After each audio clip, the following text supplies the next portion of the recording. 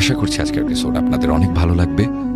বেশি কথা না বলে সবার আগে চলে যাব আজকের প্রথম ঘটনায়। এখন যে ঘটনাটি আমি আপনাদের সাথে শেয়ার করতে যাচ্ছি, এই ঘটনাটি আমাদেরকে পাঠিয়েছেন ইব্রাহিম খলিল ভাই। ওনার বাড়ি বরিশাল সিটি কর্পোরেশনের রূপাতলীর 24 নং ওয়ার্ডের চান্দু মার্কেটের শেরে বাংলা সড়কে। উনি বর্তমানে চাকরি সূত্রের কারণে গাজীপুরে রয়েছেন। আর এই ঘটনাটি ওনাকে দিয়েছেন রকি ভাই। রকি ভাই হচ্ছে ওনার অফিসেরই কলিগ, ওনারা একই প্রতিষ্ঠানে চাকরি করেন। এই ঘটনাটি মূলত ঘটেছিল রকি ভাইয়ের মামার সাথে। রকি ভাইয়ের মামার নাম আনোয়ার হোসেন। ওনার বাড়ি দিনাজপুর জেলার চিরিরবন্দ উপজেলার 3 নং ফতেজংপুর ইউনিয়নের হাসিমপুর গ্রামে। আর ঘটনাটি রকি ভাই যেভাবে উপস্থাপন করেছেন ওনার সামনে, উনি সেভাবেই আমাদেরকে পাঠানোর চেষ্টা করেছেন। তো রকি ভাই যেভাবে বলেছেন সেই অনুযায়ী ঘটনার সময়কাল 2001 সাল। রকি ভাইয়ের মামা বাড়িতে সদস্য সংখ্যা 3 জন। রকি ভাইয়ের নানি, খালামণি এবং তার মামা। বাড়ির পিছনে একটি পুকুর রয়েছে, সেরকম পানি নাই, অনেকটা শুকিয়ে গেছে, ফলে কেউ ব্যবহার করে না ওটা। সেখানে কিছুটা ঝোপঝাড়ও হয়েছে, আর এর পাশেই রয়েছে একটি কবরস্থান। রকি ভাইয়ের মামা ছিলেন বেশ সাহসী এবং শক্তিশালী একজন মানুষ। ওই সময় মানে 2001 সালে ওনার বয়স আনুমানিক 22 কি 23 বছর। ওনার মামা পেশায় ছিলেন একজন কৃষক। ওনার মামার কয়েকটি গরু ছিল, যিনি সকালবেলা গরু নিয়ে মাঠে যেতেন। এরপর মাঠের মধ্যে গরুগুলো বেঁধে রাখতেন। তারপর মাঠে কৃষি কাজ করতেন। যখন সূর্যটা মাথার উপরে চলে আসতো তখন কিছু ঘাস কেটে নিতেন রাতের বেলা গরুর খাবারের জন্য। তারপর গরুকে গোসল করিয়ে দিতেন। তারপর গরুকে আবার মাঠের মধ্যে বেঁধে রাখতেন। এরপর ঘাসগুলো গোড় করে আটি বানিয়ে মাথায় করে বাড়িতে এনে গোয়াল ঘরে রেখে দিতেন। সন্ধ্যা গড়ানোর আগে গরু নিয়ে আবার বাড়িতে চলে আসতেন। এটা ছিল তার নিত্য নৈমিত্তিক ঘটনা এবং এভাবে উনি ওনার জীবনযাপন করছিলেন। একদিনকার ঘটনা, সন্ধ্যা হয়ে যায় কিন্তু মামা গরু নিয়ে আর বাড়িতে আসছে না। পরিবারের সদস্যরা কিন্তু চিন্তিত হয়ে পড়ে। এত সময় লাগার তো কথা না, মামা তো সন্ধ্যা হওয়ার আগেই গরু নিয়ে বাড়ি ফেরত আসে। তখন এই রকি ভাইয়ের নানি সিদ্ধান্ত নেন উনি মাঠে যাবেন। হাতে একটি টর্চ লাইট নেন। তখন এই রকি ভাইয়ের খালামণি সাথে যাওয়ার কথা বলেন, কিন্তু রকি ভাইয়ের নানি বলেন যে তুই বাসায় থাক, আমি পাশের বাসার সোহেলকে সঙ্গে নিয়ে যাব। এই সোহেল হচ্ছে এই রকি ভাইয়ের মামার খুব কাছের একজন বন্ধু। সোহেলকেও রকি ভাই মামা বলে ডাকতেন। এরপর এই রকি ভাইয়ের নানি এবং সোহেল মামা আনোয়ার মামাকে খুঁজতে বের হন। মাঠে গিয়ে দেখলেন গরু তো ঠিকই মাঠে বাঁধা, কোনো বাড়ির গরু নাই, শুধু এই আনোয়ার মামার গরুই বাঁধা। কিন্তু আনোয়ার মামা কোথায়? গরুগুলো নানিকে দেখে কিন্তু শব্দ করতে থাকে, কারণ নানিকে গরুগুলো চিনত। অনেকক্ষণ অন্ধকারের মধ্যে আছে, হঠাৎ করে পরিচিত লোক দেখে গরুগুলো শব্দ করছে। তখন আশেপাশে এই আনোয়ার মামাকে অনেক খোঁজা হলো, কিন্তু আনোয়ার মামার কোনো খবর নাই। তারপর এই সোহেল মামা এবং নানি গরু নিয়ে বাড়িতে চলে আসেন। পরদিন এই রকি ভাইয়ের নানি এবং এই আনোয়ার মামার ঘনিষ্ঠ সকল বন্ধু বান্ধবদের সাথে যোগাযোগ করেন, খোঁজ খবর নেন, কিন্তু সবাই বলেন যে না, এই আনোয়ার মামা ওনাদের কারোর সাথে যাননি, কারোর সাথে দেখাও করেননি, বিশেষ করে যেদিন উনি উধাও হয়ে গেলেন। এরপর এলাকাবাসী কয়েক ভাগে ভাগ হয়ে সারাদিন খুঁজলো, কিন্তু দিন শেষে হতাশা নিয়ে বাড়ি ফিরতে হলো।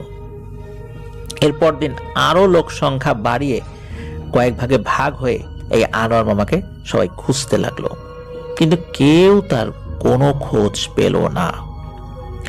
পরের দিনকার ঘটনা, ঠিক 3 দিনের মাথায় সমস্ত শরীর ভেজা, এই ভেজা শরীর নিয়ে আনোয়ার মামা বাড়িতে আসলেন। পাড়া মহল্লার সবাই এই আনোয়ার মামার আগমনের বার্তা পেয়ে সবাই তাকে দেখতে চলে এলো। এরপর আনোয়ার মামা বললেন যে আমি গরু আনতে যাওয়ার পথে হঠাৎ করে আমার খুব ঘুম আসে। নিজের অজান্তেই আমি একটি গাছের সাথে হেলান দিয়ে ঘুমিয়ে পড়ি। এরপর আমি নিজেকে আবিষ্কার করি বাড়ির পেছনের পুকুরের মধ্যে। লিসেনার্স, এই পুকুরটার কথা কিন্তু আমরা শুরুর দিকে বলেছি যে বাড়ির পেছনে পুকুর রয়েছে। তখন এই আনোয়ার মামা বললেন যে আমি সঙ্গে সঙ্গে পুকুর থেকে উঠে বাড়িতে চলে আসি, এর বাইরে আমার আর কিচ্ছু মনে নেই। আনোয়ার মামার এই কথা শুনে পরিবারের সদস্যরা বলে যায়, আনোয়ার বলেটা কি, ও কয়েকদিন ধরে নাই, ও ঘুমিয়ে পড়লো, তারপর জ্ঞান ফিরে দেখে বা ঘুম থেকে উঠে দেখে পুকুরের মধ্যে, পুকুর থেকে উঠে বাড়িতে চলে আসলো, এর মাঝে তো কয়েকদিন পেরিয়ে গেছে। বুঝতে পারলো সবাই যে এটা স্বাভাবিক কোনো বিষয় নয়। এই কারণে একজন হুজুরকে দিয়ে ঝাড়ফুঁক করানো হলো। মাসখানেক একদম স্বাভাবিক ছিল। এর মধ্যে একদিন সকালবেলা এই রকি ভাইয়ের নানি এই আনোয়ার মামাকে ঘুম থেকে ওঠানোর জন্য ডাকতে গেলেন। নানি আনোয়ার মামার ঘরে গিয়ে দেখেন যে আনোয়ার মামা বিছানায় নাই। এত সকালবেলা এই আনোয়ার মামা তো ঘুম থেকে ওঠার লোক না, আর যদি উঠেও থাকেন তাহলে গেলটা কোথায়? আবার শুরু হলো চারিদিকে খোঁজাখুঁজি। কোথাও আনোয়ার মামার খোঁজ মিলছে না। সকাল গড়িয়ে দুপুর, দুপুর গড়িয়ে বিকেল, বিকেল গড়িয়ে সন্ধ্যা, কিন্তু আনোয়ার মামা আর আসে না। বাড়ির সবাই আবার চিন্তা শুরু করলো, কোথায় গেল আনোয়ার? তখন এই রকি ভাইয়ের নানি গিয়ে গ্রামের লোকদেরকে এই বিষয়টা আবার বলেন, এবং উনি বলেন যে ঘরে আমরা দুজন মহিলা মানুষ, ছেলেটা কোথায় গেল বুঝতে পারছি না, ওরে খুঁজতে আপনারা একটু সাহায্য করুন। আমরা এখন কিভাবে খুঁজবো? পুরুষ লোক তো নাই বাসায় এখন। তখন আবারও গ্রামের কিছু লোকজন মিলে আনোয়ার মামাকে খোঁজা শুরু করলো। এভাবে অনেক রাত পর্যন্ত খোঁজা হলো, কিন্তু আনোয়ার মামার কোনো খোঁজ পাওয়া গেল না। পরদিন আবারও সবাই বিভিন্নভাবে খোঁজাখুঁজি করলো, কিন্তু এবারও শুধুই হতাশা। তৃতীয় দিন সকালবেলা আনোয়ার মামা বাড়িতে ফেরেন। কোথায় ছিল, কি খেয়েছে না খেয়েছে আল্লাহ ভালো জানেন। তাকে কোনো কিছু জিজ্ঞেস করলে উনি উত্তর দেন না। আনোয়ার মামার সবচেয়ে কাছের বন্ধু হলো সোহেল। এই সোহেল মামা একদিন আনোয়ার মামাকে খুব ভালোভাবে ধরে। উনি বলেন, এই তুই হুটহাট করে যাস কোথায়, কোথায় গিয়ে থাকিস, সব আমাকে বল। তখন আনোয়ার মামা কথা ঘুরিয়ে নেওয়ার অনেক চেষ্টা করেও ব্যর্থ হন। মানে সোহেল মামা এমন ভাবে ধরেছেন তাকে, কোনোভাবেই এভাবে আর উনি কথা ঘোরাতে পারবেন না। পরে আনোয়ার মামা বলেন যে আমি যে কোথায় যাই আমি নিজেও জানি না, একটি মেয়ে এসে আমাকে নিয়ে যায়। মুহূর্তের মধ্যে জায়গার পরিবর্তন ঘটে যায়। মাঝে মাঝে আমি বুঝতে পারি, আবার মাঝে মাঝে আমি বুঝতে পারি না। এর কারণ হলো কিভাবে যেন আমি ঘুমিয়ে যাই বা কেউ আমাকে ঘুম পাড়িয়ে দেয়। যেখানে আমাকে নিয়ে যায় সেখানকার সবকিছু অপরিচিত। একটি মেয়ে আমার সাথে দেখা দেয়, আমার সব ধরনের খোঁজ খবর রাখে। এদিকে আনোয়ার মামার এই সমস্ত কথা সোহেল মামা কোনোভাবেই বিশ্বাস করেন না। এক পর্যায়ে সোহেল মামা বলেন, তুই যদি বাস্তবে আমাকে দেখাতে পারিস তাহলে বিশ্বাস তো করবই, এবং বাজারের সবাইকে আমি মিষ্টি খাওয়াবো। তখন আরো আনোয়ার মামা বলেন যে ঠিক আছে যা, আমি তোকে দেখাবো। তখন আনোয়ার মামার বন্ধু সোহেল মামাকে একটা নির্দিষ্ট কোনো রাত্রে দেখা করতে বলে, এবং নির্দিষ্ট একটা সময় বলে দেন যে এই সময় দেখা করতে হবে। তো যে কথা সেই কাজ। সোহেল মামা কথা মতো আনোয়ার মামার দরজায় হাজির। আনোয়ার মামা তার বন্ধুকে সঙ্গে নিয়ে বাড়ির পেছনের বাগানের পুকুরের কাছে নিয়ে গেলেন। এই পুকুরের কথা কিন্তু আমরা এর আগেও বলেছি প্রিয় লিসেনার্স। ওনারা যখন পুকুরের কাছে দাঁড়ালেন তখন পুকুরের মধ্যে সুন্দর একটি রাস্তা হয়ে গেল। এই রাস্তার শেষ মাথায় একটি মেয়ে হাত দিয়ে ইশারা করে আনোয়ার মামাকে ডাকলো। এই কাণ্ড দেখে সোহেল মামা তো প্রচন্ড ভয় পান এবং সাথে সাথে উনি সেন্সলেস হয়ে যান। তখন আনোয়ার মামা ওই মেয়ের ডাকে সাড়া না দিয়ে দ্রুত সোহেল মামাকে কোনো মতে কোলে তুলে ওনার বাড়িতে পৌঁছে দিয়ে চলে আসেন। পরদিন সোহেল মামার প্রচন্ড জ্বর, যদিও বা এই জ্বর বেশি দিন স্থায়ী ছিল না, ভালো হয়ে গিয়েছিলেন। মূলত জ্বর চলে যাওয়ার পর ওই রাত্রে উনি কি দেখেছিলেন এটার বিস্তারিতভাবে সবাইকে অবহিত করেন। তখন কয়েকজন ময়মুরব্বী এই রকি ভাইয়ের নানিকে বলেন যে আনোয়ারের সাথে এর আগে অস্বাভাবিক ঘটনা ঘটেছে, ভালো কোনো ওঝা কবিরাজ দেখাও। এর মধ্যে একদিন আনোয়ার মামা পুকুরে গোসল করতে গেলেন, কিন্তু ঘন্টার পর ঘন্টা চলে যায়, আনোয়ার মামা আর বাড়িতে ফেরত আসেন না। পরিবারের সদস্যরা আবার দুশ্চিন্তা করা শুরু করেন, চারদিকে খোঁজাখুঁজি। এক পর্যায়ে স্থানীয় লোকজন পুকুরে নেমে তন্ন তন্ন করে খোঁজার চেষ্টা করেন, কিন্তু সবাই ব্যর্থ হন। সিদ্ধান্ত হয় পুকুরে নেমে যেহেতু আনোয়ার উধাও হয়ে গেছে, পুকুরের পানি সেচ দিয়ে একদম সরিয়ে ফেলতে হবে, দেখতে হবে আনোয়ার কোথায় গেল। এরপরে পানি সরানোর মেশিন লাগানো হয়। পুকুরের সব পানি সরিয়ে আনোয়ার মামাকে আর পাওয়া গেল না। তখন কেউ কেউ ধারণা করেন এসব অস্বাভাবিক লক্ষণ। তখন গ্রামের ময়মুরব্বীরা বলেন, আমরা তো আগেই বলেছিলাম তোমাদেরকে যে ভালো কাউকে দেখাও, এখন এই ধরনের সমস্যা কতদিন চলবে? আর যদি ফেরত না আসে তখন কি হবে? একদিন, 2 দিন, 1 সপ্তাহ চলে যায়। আর এই 1 সপ্তাহের মাথায় আনোয়ার মামা ভেজা শরীরে বাড়িতে আসেন। মনে হচ্ছিল এখনই উনি গোসল করে আসলেন, কিন্তু মাঝখানে কেটে গেছে কিন্তু 1 সপ্তাহ। তখন পরিবারের সদস্যরা অবাক হয়ে তাকে দেখছে। রকি ভাইয়ের নানি তো দৌড়ে গিয়ে আনোয়ার মামাকে জড়িয়ে ধরে কাঁদতে থাকে। গ্রামের লোকজনও ভিড় করা শুরু করে বাড়িতে। তখন প্রথমবারের মতো আনোয়ার মামা সবাইকে সবকিছু খুলে বলেন। আনোয়ার মামা বলেন, আমাকে একটি জিন পছন্দ করে, সে মাঝে মাঝে আমাকে নিয়ে যায়, তার সাথে আমি এতদিন ছিলাম। একদিন জিনটি আমাকে নিয়ে ভ্রমণে বের হয়। পথের মধ্যে অচেনা একটি জায়গা থেকে ফেরার পথে একজন সাধু বেশে কাউকে দেখতে পাই। তার মুখে দাড়ি, লম্বা পাঞ্জাবি, সুন্দর ও অপরূপ চেহারা, মাথায় টুপি নেই, বাবরি চুল রয়েছে। এই সাধু উনি একটি গাছের নিচে বসা ছিলেন। হয়তো উনি দরবেশ টাইপের কেউ হবেন, আল্লাহর একজন প্রিয় পাত্র। ওই সাধু আমাকে তার দিকে ইশারা করেন।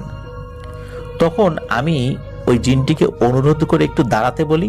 এরপর আমি ওই সাধুর কাছে গেলাম। তখন সাধু আমাকে বললেন, হে আদম সন্তান, তুমি কি কারণে এই জিনের সাথে রয়েছো? তুমি কি ইচ্ছা করছো যে তার সাথে একসাথে থাকবে? তুমি কি জানো এর তাৎপর্য কি, এর গুরুত্ব কি, এর পরিণাম কি? তোমার মঙ্গলের জন্য এই পথ থেকে তুমি সরে যাও, তাহলে তোমারও মঙ্গল, তোমার পরিবারের মঙ্গল, আর এই জিন মেয়েটারও মঙ্গল। তখন নাকি আনোয়ার বাবা বলেন যে আমার ইচ্ছাতে কিছু হচ্ছে না, আমি কোথায় যাব? এখানকার তো আমি কিছুই চিনি না, আর আমি চাইলেও তো একা একা বাড়িতে ফিরতে পারবো না। তখন ওই সাধু বলেন, আমি সব জানি। এরপর সাধু ওনাকে নাকি একটি তাবিজ দেন এবং বলেন, এই তাবিজ জাতীয় জিনিসটা স্থায়ীভাবে তোমার ডান হাত ছিদ্র করে ঢুকিয়ে নিবা এবং সেলাই করে নিবা, যাতে এটি আর কখনোই বের না করা যায়। আস্তে আস্তে এটি তোমার শরীরের সাথে মিশে যাবে। আর এই জিনিসটা যতক্ষণ তোমার শরীরে ঢুকানো না হবে ততক্ষণ পর্যন্ত এর কার্যকারিতাও শুরু হবে না। এটা তুমি নাও, চুপচাপ তার সাথে চলে যাও, সে এখন কিছুই বুঝতে পারবে না। এই কথাগুলো আনোয়ার মামা সকলকে বলেন এবং ওই জিনিসটাও কিন্তু আনোয়ার মামার সাথে করে নিয়ে এসেছিলেন। এরপর এই রকি ভাইয়ের নানি একজন চিকিৎসক ডেকে ওই সাধুর কথা অনুযায়ী আনোয়ার মামার ডান হাতের একটা জায়গায় ওই জিনিসটি ঢুকিয়ে দিয়ে সেলাই করে দেন। ওই জিনিসটি যে তার শরীরে ঢোকানো হলো, ওই জায়গাটা যে ফুলে থাকবে বা অস্বাভাবিকতা যে থাকবে এমন কিছুই কিন্তু ছিল না। অদ্ভুত এক ব্যাপার। এরপর থেকে ওই জিনটি এই আনোয়ার মামার নাকি কাছে আসতে পারতো না, কিন্তু দূর থেকে ডাকতো আর বলতো, আনোয়ার, তুমি ওই জিনিসটা তোমার শরীর থেকে ফেলে দাও, আমার কাছে আসো। মাঝে মাঝে স্বপ্নের মধ্যে আসতো। ওই জিনের অনেক কষ্টের কথা বলতো। এই আনোয়ার মামাকে নাকি অনেকভাবে বোঝানোর চেষ্টা করত। মাঝে সবকিছু ঠিকঠাক খুব সুন্দরভাবে কাটলো বেশ কিছু বছর। এদিকে এই রকি ভাইয়ের খালামণির বিয়ে হয়ে গেল, এদিকে ঘরের মধ্যে নানি একা। আনোয়ার মামাকেও বিয়ে করিয়ে দেওয়া হয়। দেখতে দেখতে আনোয়ার মামার 2টি কন্যা সন্তান হলো। তারাও আস্তে আস্তে বড় হতে লাগলো। এখন পরিবারের সদস্য বাড়লো, মোট 5 জন, একটা সুখী পরিবার। এর বহুদিন পর শুরু হয় কিছু সমস্যা। এই যে রকি ভাই, ওনারা 2 ভাই, উনি ছোট আর ওনার আপন বড় ভাইয়া রয়েছে। তো ওনার আপন বড় ভাইয়া মামা বাড়ি বেড়াতে যান। এক রাতে হঠাৎ করে ওনার মামার ঘুম ভেঙে যায়। ঘুমটা ভাঙে অদ্ভুত এক শিশু বাচ্চার কান্নার আওয়াজ শুনে। এই আওয়াজ যত সময় যাচ্ছে তত তীব্র হচ্ছে। আনোয়ার মামা প্রথমে কিছু বুঝতে পারেননি। উনি ভেবেছেন আওয়াজটা হয়তো বা অন্য কোনো কোথা থেকে আসছে, বা কোথা থেকে আসে এটা তো বুঝতে পারছেন না উনি। এটা ভেবে উনি ঘরের লাইট জ্বালালেন। লাইট জ্বালানোর পর আর কোনো আওয়াজ নাই। তারপর আনোয়ার মামা কোনো কিছু না ভেবে ঘুমিয়ে পড়েন। পরদিন রাতে আবারও ওনার ঘুম ভেঙে যায়। এবারও ঠিক একই রকম একটি শিশুর কান্না মাখা সুরে। কিন্তু এবার শুধু আনোয়ার বাবার ঘুম ভাঙেনি, আনোয়ার মামার স্ত্রী মানে মামিরও ঘুম ভেঙে যায়। দুজন ঘুম থেকে উঠে একসঙ্গে এই কান্নার আওয়াজ শুনতে পান। যত সময় যাচ্ছে ততই আওয়াজটা তীব্র হচ্ছে, মনে হচ্ছে কান ফেটে রক্ত বের হয়ে যাবে। মনে হচ্ছিল এই আওয়াজে এলাকাবাসীর ঘুম হারাম হয়ে যাচ্ছে। তখন মামি বলেন, এই দেখো তো এত রাত্রে কোন বাড়ির বাচ্চা আমাদের এখানে এসে কান্না করছে। কিন্তু সত্যি বলতে এই মামা এবং মামির মধ্যে অজানা কোনো কিছুর একটা ভয় কাজ করছিল, যেটা ওনারা কাউকে বলছিলেন না। তখন আনোয়ার মামা ঘরের লাইট জ্বালিয়ে দরজাটা খোলেন। দরজাটা খোলার সাথে সাথে শব্দটা বন্ধ হয়ে গেল। এরপর তারা দুজন ভাবলেন যে পাশের বাড়ির তো কোনো বাচ্চা নাই, তাহলে কান্না করে কে, আর আমাদের বাড়ির পাশেই বা কেন। যাই হোক, ওইটাতে আর কিছু না ভেবে আনোয়ার মামা এবং মামি ঘুমিয়ে যান। পরদিন মামি আশেপাশে একটু খোঁজ খবর নেওয়ার চেষ্টা করলেন, কিন্তু প্রতিবেশী সবাই তারা বললেন যে না তো, এত রাত্রে আমাদের বাড়ির কোনো বাচ্চা তো কান্নাকাটি করেনি। আর বাচ্চা তো অধিকাংশ বাড়িতে ছিলও না, মানে অত ছোট বাচ্চা। ওনারা তো কান্নার আওয়াজ শুনে বুঝতে পেরেছিলেন যে এই বাচ্চার বয়স কত হতে পারে, কিন্তু ওই টাইপের বাচ্চা তাদের একদম আশেপাশের যে বাড়িগুলো রয়েছে সেখানে ছিল না, ছিল দূরে ছিল, সেখানেও খোঁজ খবর নিয়েছিলেন, কিন্তু তাদের কোনো বাচ্চা এত রাত্রে কান্নাকাটি করেনি। এই সমস্ত তথ্য শুনে আনোয়ার মামা এবং মামি ওনারা খুবই হতভম্ব হয়ে যান এবং আরো ভয়ানক কিছু কি ঘটবে এই বিষয় চিন্তা করে বেশ আতকে ওঠেন ওনারা। ওই রাত্রে আবারও একই আওয়াজ, একটি শিশু বাচ্চার কান্নার আওয়াজ। মামা মামি শব্দ পেয়ে ওনাদের দুজনের ঘুম ভেঙে গেল। এবার আর মামা ঘরের লাইট জ্বালালেন না। উনি বুদ্ধি করে খুব কৌশলে এই কান্না করা বাচ্চাটিকে হাতে নাতে ধরার সিদ্ধান্ত নেন। তখন মামিও অনেকভাবে বোঝানোর চেষ্টা করে যে এত রাত্রে এসব করা ঠিক হবে না, যদি কোনো বিপদ আসে। কিন্তু মামা তখন খুব রাগে ক্ষোভে জ্বলছিলেন। মামা বললেন, কে এরকম করে সেটা জানতে হবে, এর জ্বালায় ঠিক মতো ঘুমাতে পারি না কয়েক রাত। আসলে এই আনোয়ার মামা সারাদিন কাজকর্ম খাটাখাটুনি করে শরীরটা খুব ক্লান্ত হয়ে পড়ে। রাত্রে যখন ক্লান্ত শরীরে ওনার চোখ লেগে আসে ঘুমে, তখন এই কান্নাকাটির আওয়াজ শুনলে কার ভালো লাগবে। মা কি করেন, রাগের মাথায় ঘরের দরজা খুলে বাইরে বের হয়ে আসেন, কিন্তু কিছুই দেখতে পান না। কিন্তু অন্য যে কয়েকদিন, যেমন লাইট জ্বালানোর পর দরজা খোলার পর কান্নার আওয়াজ বন্ধ হয়ে গিয়েছিল, এবার তা হচ্ছে না, কান্নার আওয়াজ কিন্তু আসছে। একটু খোঁজাখুঁজি করার পর উনি ঘরের মধ্যে আসেন। তখন আনোয়ার মামা স্পষ্ট বুঝতে পারেন এই কান্নার আওয়াজ ঘরের মধ্যে থেকেই এবার আসছে, এবার আর বাইরে থেকে নয়। তখন মামা বোঝার চেষ্টা করেন যে কোন জায়গা থেকে শব্দটা আসছে। এরপর দেখা গেল এই যে রকি ভাইয়ের যে বড় ভাই, উনি যে ঘরে ছিলেন, ওই ঘর থেকে এই ভয়ঙ্কর আওয়াজ আসছে। তখন আনোয়ার মামা আর মামি চুপি চুপি এই রকি ভাইয়ের বড় ভাইয়া যে রুমে ছিলেন সেই রুমে ঢুকলেন। যখন ঢুকেছেন তখন এই রকি ভাইয়ের বড় ভাই উনি বসে আছেন এবং মামা মামির দিকে তাকান। চোখগুলো এত বড় করে নাকি তাকিয়েছিল যে মনে হচ্ছিল এই যে রকি ভাইয়ের বড় ভাইয়ের চোখগুলো বেরিয়ে আসবে। আর ঠিক তখনই এই রকি ভাইয়ের বড় ভাই জোরে জোরে হাসতে শুরু করে, প্রচন্ড জোরে জোরে হাসতে থাকে, খুব ভয়ঙ্কর হাসি ছিল। আর এই রকি ভাইয়ের বড় ভাইয়ার হাতে একটি দুধের শিশু, এই শিশুটি কান্না করছে। তখন আনোয়ার মামা এবং মামি বিষয়টি বুঝতে পারে, কিন্তু আনোয়ার মামা এতটা ভয় পেয়েছেন যে ওনার হাত পা থরথর করে কাঁপছে। তবুও আনোয়ার মামা এই রকি ভাইয়ের বড় ভাইয়াকে ধরার জন্য একটু সামনে পা বাড়ায়। তখনই রকিব ভাইয়ের বড় ভাই দাঁড়িয়ে পাগলের মতো আচরণ শুরু করে। এই দৃশ্য দেখার পর আনোয়ার মামা আর সামনে কদম রাখার সাহস করলেন না, এক পাও আগে বাড়লেন না। কিন্তু রকিব ভাইয়ের বড় ভাইয়াকে কোনো রকমে দমানো যাচ্ছিল না। হঠাৎ করে রকিব ভাইয়ের বড় ভাই বলে ওঠে অদ্ভুত এক কণ্ঠে, আনোয়ার, তোর সন্তানকে নিবি না? এই নে তোর সন্তান। এই যে মামি দাঁড়িয়ে আছে, মামি এই কথার এই ভয়ঙ্কর পাগলামি দেখে প্রচন্ড জোরে চিৎকার দিয়ে সেন্সলেস হয়ে এখানে পড়ে যান। আর ওই সময়ে এই রকিব ভাইয়ের বড় ভাইও সেন্সলেস হয়ে পড়ে যান। এদিকে মামির চিৎকার শুনে রকিব ভাইয়ের নানি এবং মামাতো বোন দৌড়ে আসে।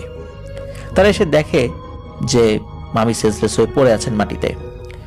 তখন এই আনোয়ার মামা উনি বলে ওঠেন, মানে ওই সময় ওনার যে মেয়ে জিজ্ঞেস করে কি হয়েছে কি হয়েছে, তখন এই ওনার মেয়েকে বলে ওঠে যে কথা বাড়াস না, আগে তোর মাকে নিয়ে ঘরে যা। তখন এই আনোয়ার মামা ভাইয়ার কাছে আসেন, মানে বড় ভাইয়ের কাছে আসেন, দোয়া দরুদ করে ফু দেন, পানি ছিটা দেন, এরপর জ্ঞান ফেরে। কিন্তু এই রকিব ভাইয়ের বড় ভাইয়া সেভাবে কিছুই বলতে পারেনি। সে বলে যে কই, আমি তো কিছু জানি না, কি হয়েছে কিছুই তো মনে নাই আমার। যাই হোক, পরদিন এই আনোয়ার মামা ভাইয়াকে বলল, এখানে থাকলে তো সমস্যা হবে, দ্রুত বাড়ি যা। এরপর একদিন মামা বাড়িতে, মানে রকিব ভাইয়ের মামা বাড়িতে ওনার খালামণি বেড়াতে আসেন। বলে রাখা ভালো, বাড়ির মধ্যে একটি বড়ই গাছ ছিল। বড়ই গাছটা এমন ভাবে ছিল যে চাইলে খুব সহজেই জেকে উঠতে পারে। তখন আবার পাকা বড়ই গাছে ছিল, মানে বড়ই যখন পাকে এই সিজনটা ছিল। তো খালামণি বড়ই পাড়ার জন্য গাছে উঠে গেলেন। আর এই খালামণি ছোটবেলা থেকে এই বড়ই গাছটিতে বহুবার উঠেছেন, ফলে খালামণির অভ্যাস আছে এই গাছে উঠতে। সত্যি কথা বলতে গ্রামের মেয়েরা কিন্তু টুকিটাকি এরকম ছোটখাটো গাছে কিন্তু উঠতেই পারে, যেমন পেয়ারা গাছ, তারপরে এরকম বড়ই গাছ, ছোট ছোট আম গাছ, এরকম আর কি। যাই হোক, রকিব ভাইয়ের খালামণি গাছে উঠলেন। হঠাৎ করে একটা মহিলা গাছের উপরে এসেই খালামণিকে বলে, এই বাচ্চা নিবি না? নে বাচ্চা কোলে নে। এই দৃশ্য দেখে খালামণি জোরে চিৎকার দিয়ে গাছ থেকে নিচে পড়ে যান। প্রচন্ড আঘাত পেয়েছিলেন মেরুদণ্ডে, পায়ে, কোমরে। দীর্ঘদিন কিন্তু খালামণি অসুস্থ ছিলেন, আস্তে আস্তে উনি সুস্থ হয়েছেন আল্লাহর রহমতে। তো খালামণির চিৎকার শুনে পরিবারের অন্য সদস্যরা বেরিয়ে আসেন। সবাই এসে দেখেন যে খালামণি বাড়ির উঠোনে পড়ে আছেন আর কান্না করছেন প্রচন্ড ব্যথায়। উঠানে এইভাবে পড়ে আছেন, সবাই দেখে অবাক হয়ে যান যে এই গাছে সে তো অনেকবার উঠেছে, কি হলো হঠাৎ করে, তাই এই অবস্থা কেন? তখন ওই অবস্থাতেই খালামণি বিষয়টি সকলকে অবগত করেন যে উনি গাছে ওঠার পর হঠাৎ করে গাছের উপর একজন মহিলাকে এই অবস্থায় দেখেছেন এবং তাকে এইটা বলেছে। তখন সকলেই ভয়ে চুপ হয়ে পড়ে, সবাই বিষয়টি বুঝতে পারে, সবাই খুব ভয় পায়। এর কয়েকদিন পর থেকে প্রায় প্রতিদিনই এই আনোয়ার মামা স্বপ্নের মধ্যে ওই মহিলাকে দেখত। ওই মহিলা জিনটি এসে বলতো, আনোয়ার, তোরা মানুষরা এত স্বার্থপর, আমাকে রেখে তুই বিয়ে করে নিলি, এটা তুই কিভাবে পারলি? আমি তো তোকে পছন্দ করি, ভালোবাসি, কিন্তু তোর ইচ্ছাই তো আমরা বিয়ে করেছি, আমি তো তোকে বিয়েতে জোর করি নাই, তোর ইচ্ছায় বিয়ে হলো। তাহলে এখন বল, আমি কোন দোষটা করলাম? তোর সন্তানকে নিয়ে আসছি, কোলে নিবি না? তোর হাতের ভিতর যে জিনিসটা আছে ওটা ফেলে দিয়ে আমার কাছে চলে আয়, আমার কথা শোন। শুধু দুনিয়ার কথা চিন্তা করবি, আমার বাচ্চাটার কথা একবারও চিন্তা করবি না? আচ্ছা বলতো, এই নিষ্পাপ বাচ্চাটির বাবার ভালোবাসা কি কখনোই পাবে না? সে কি বাবার ভালোবাসা পাওয়ার দাবিদার নয়? একজন মা বোঝে সন্তানের কষ্ট, আর আমি তোকে বলে দিয়ে গেলাম, তোর হাতের ভিতরে থাকায় ওই জিনিসটা খুলে ফেলে দিস।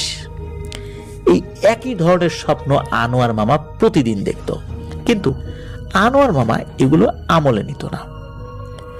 কিন্তু এরপর আনোয়ার মামার স্ত্রী, মানে রকি ভাইয়ের মামিও প্রতিদিন স্বপ্নে ওই মহিলাকে দেখা শুরু করে।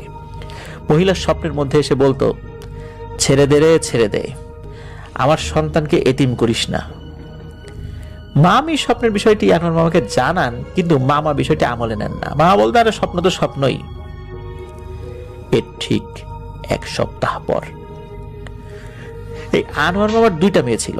বড়জনের নাম হচ্ছে সুরভি।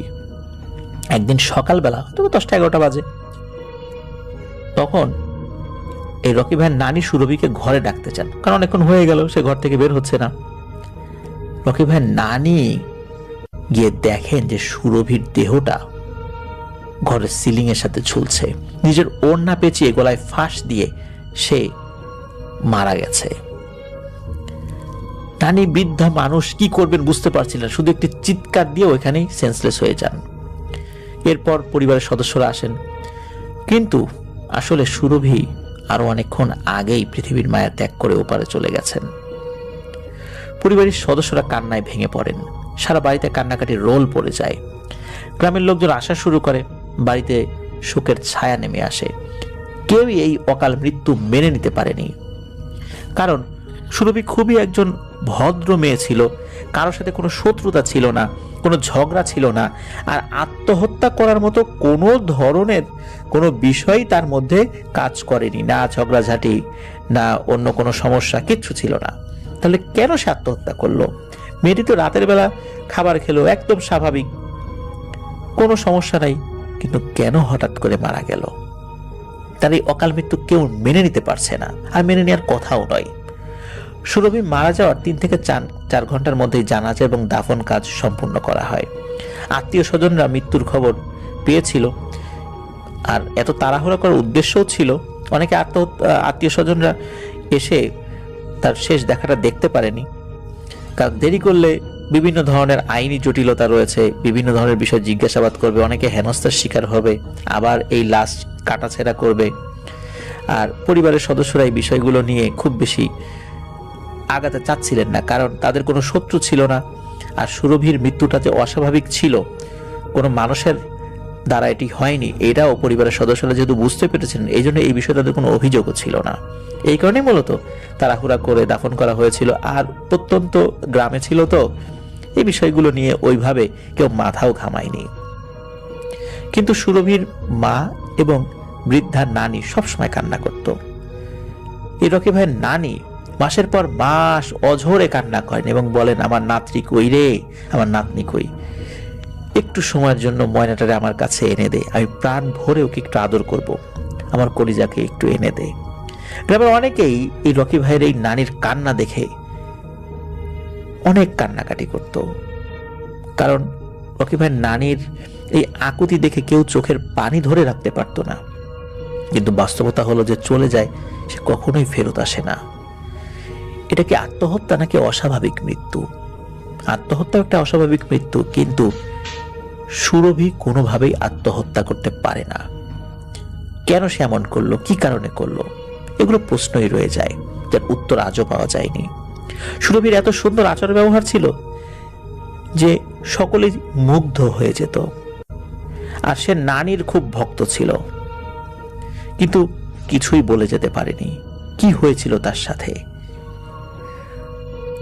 এই আনোয়ার মামা এবং মামি এই বিষয়টি বুঝতে পেরেছিলেন কি হয়েছিল তার মেয়ের সাথে।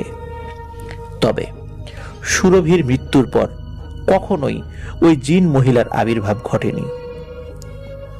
মামি বা আনোয়ার মামা কেউই ওই জিন মহিলাকে স্বপ্নে দেখেনি, কখনোই আর তার উপস্থিতি টের পায়নি।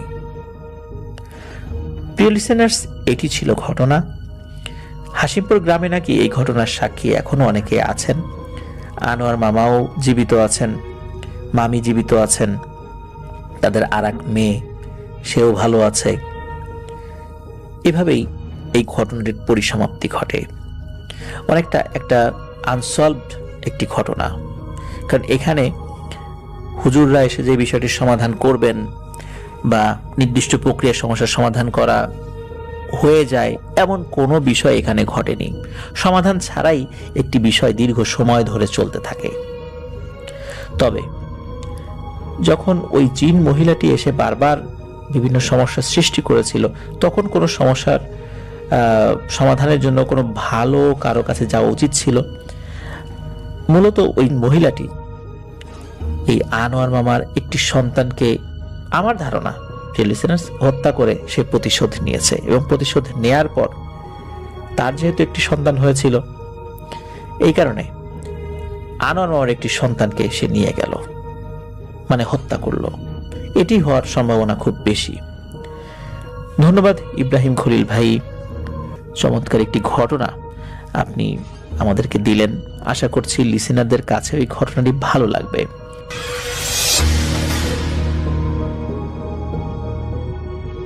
আসসালামু আলাইকুম রাসেল ভাই। আজকে যে ঘটনাটি আপনাদের মাঝে আমি শেয়ার করতে যাচ্ছি, এই ঘটনাটি আমাকে পাঠিয়েছেন নড়াইল জেলা থেকে সাকিব ভাইয়া।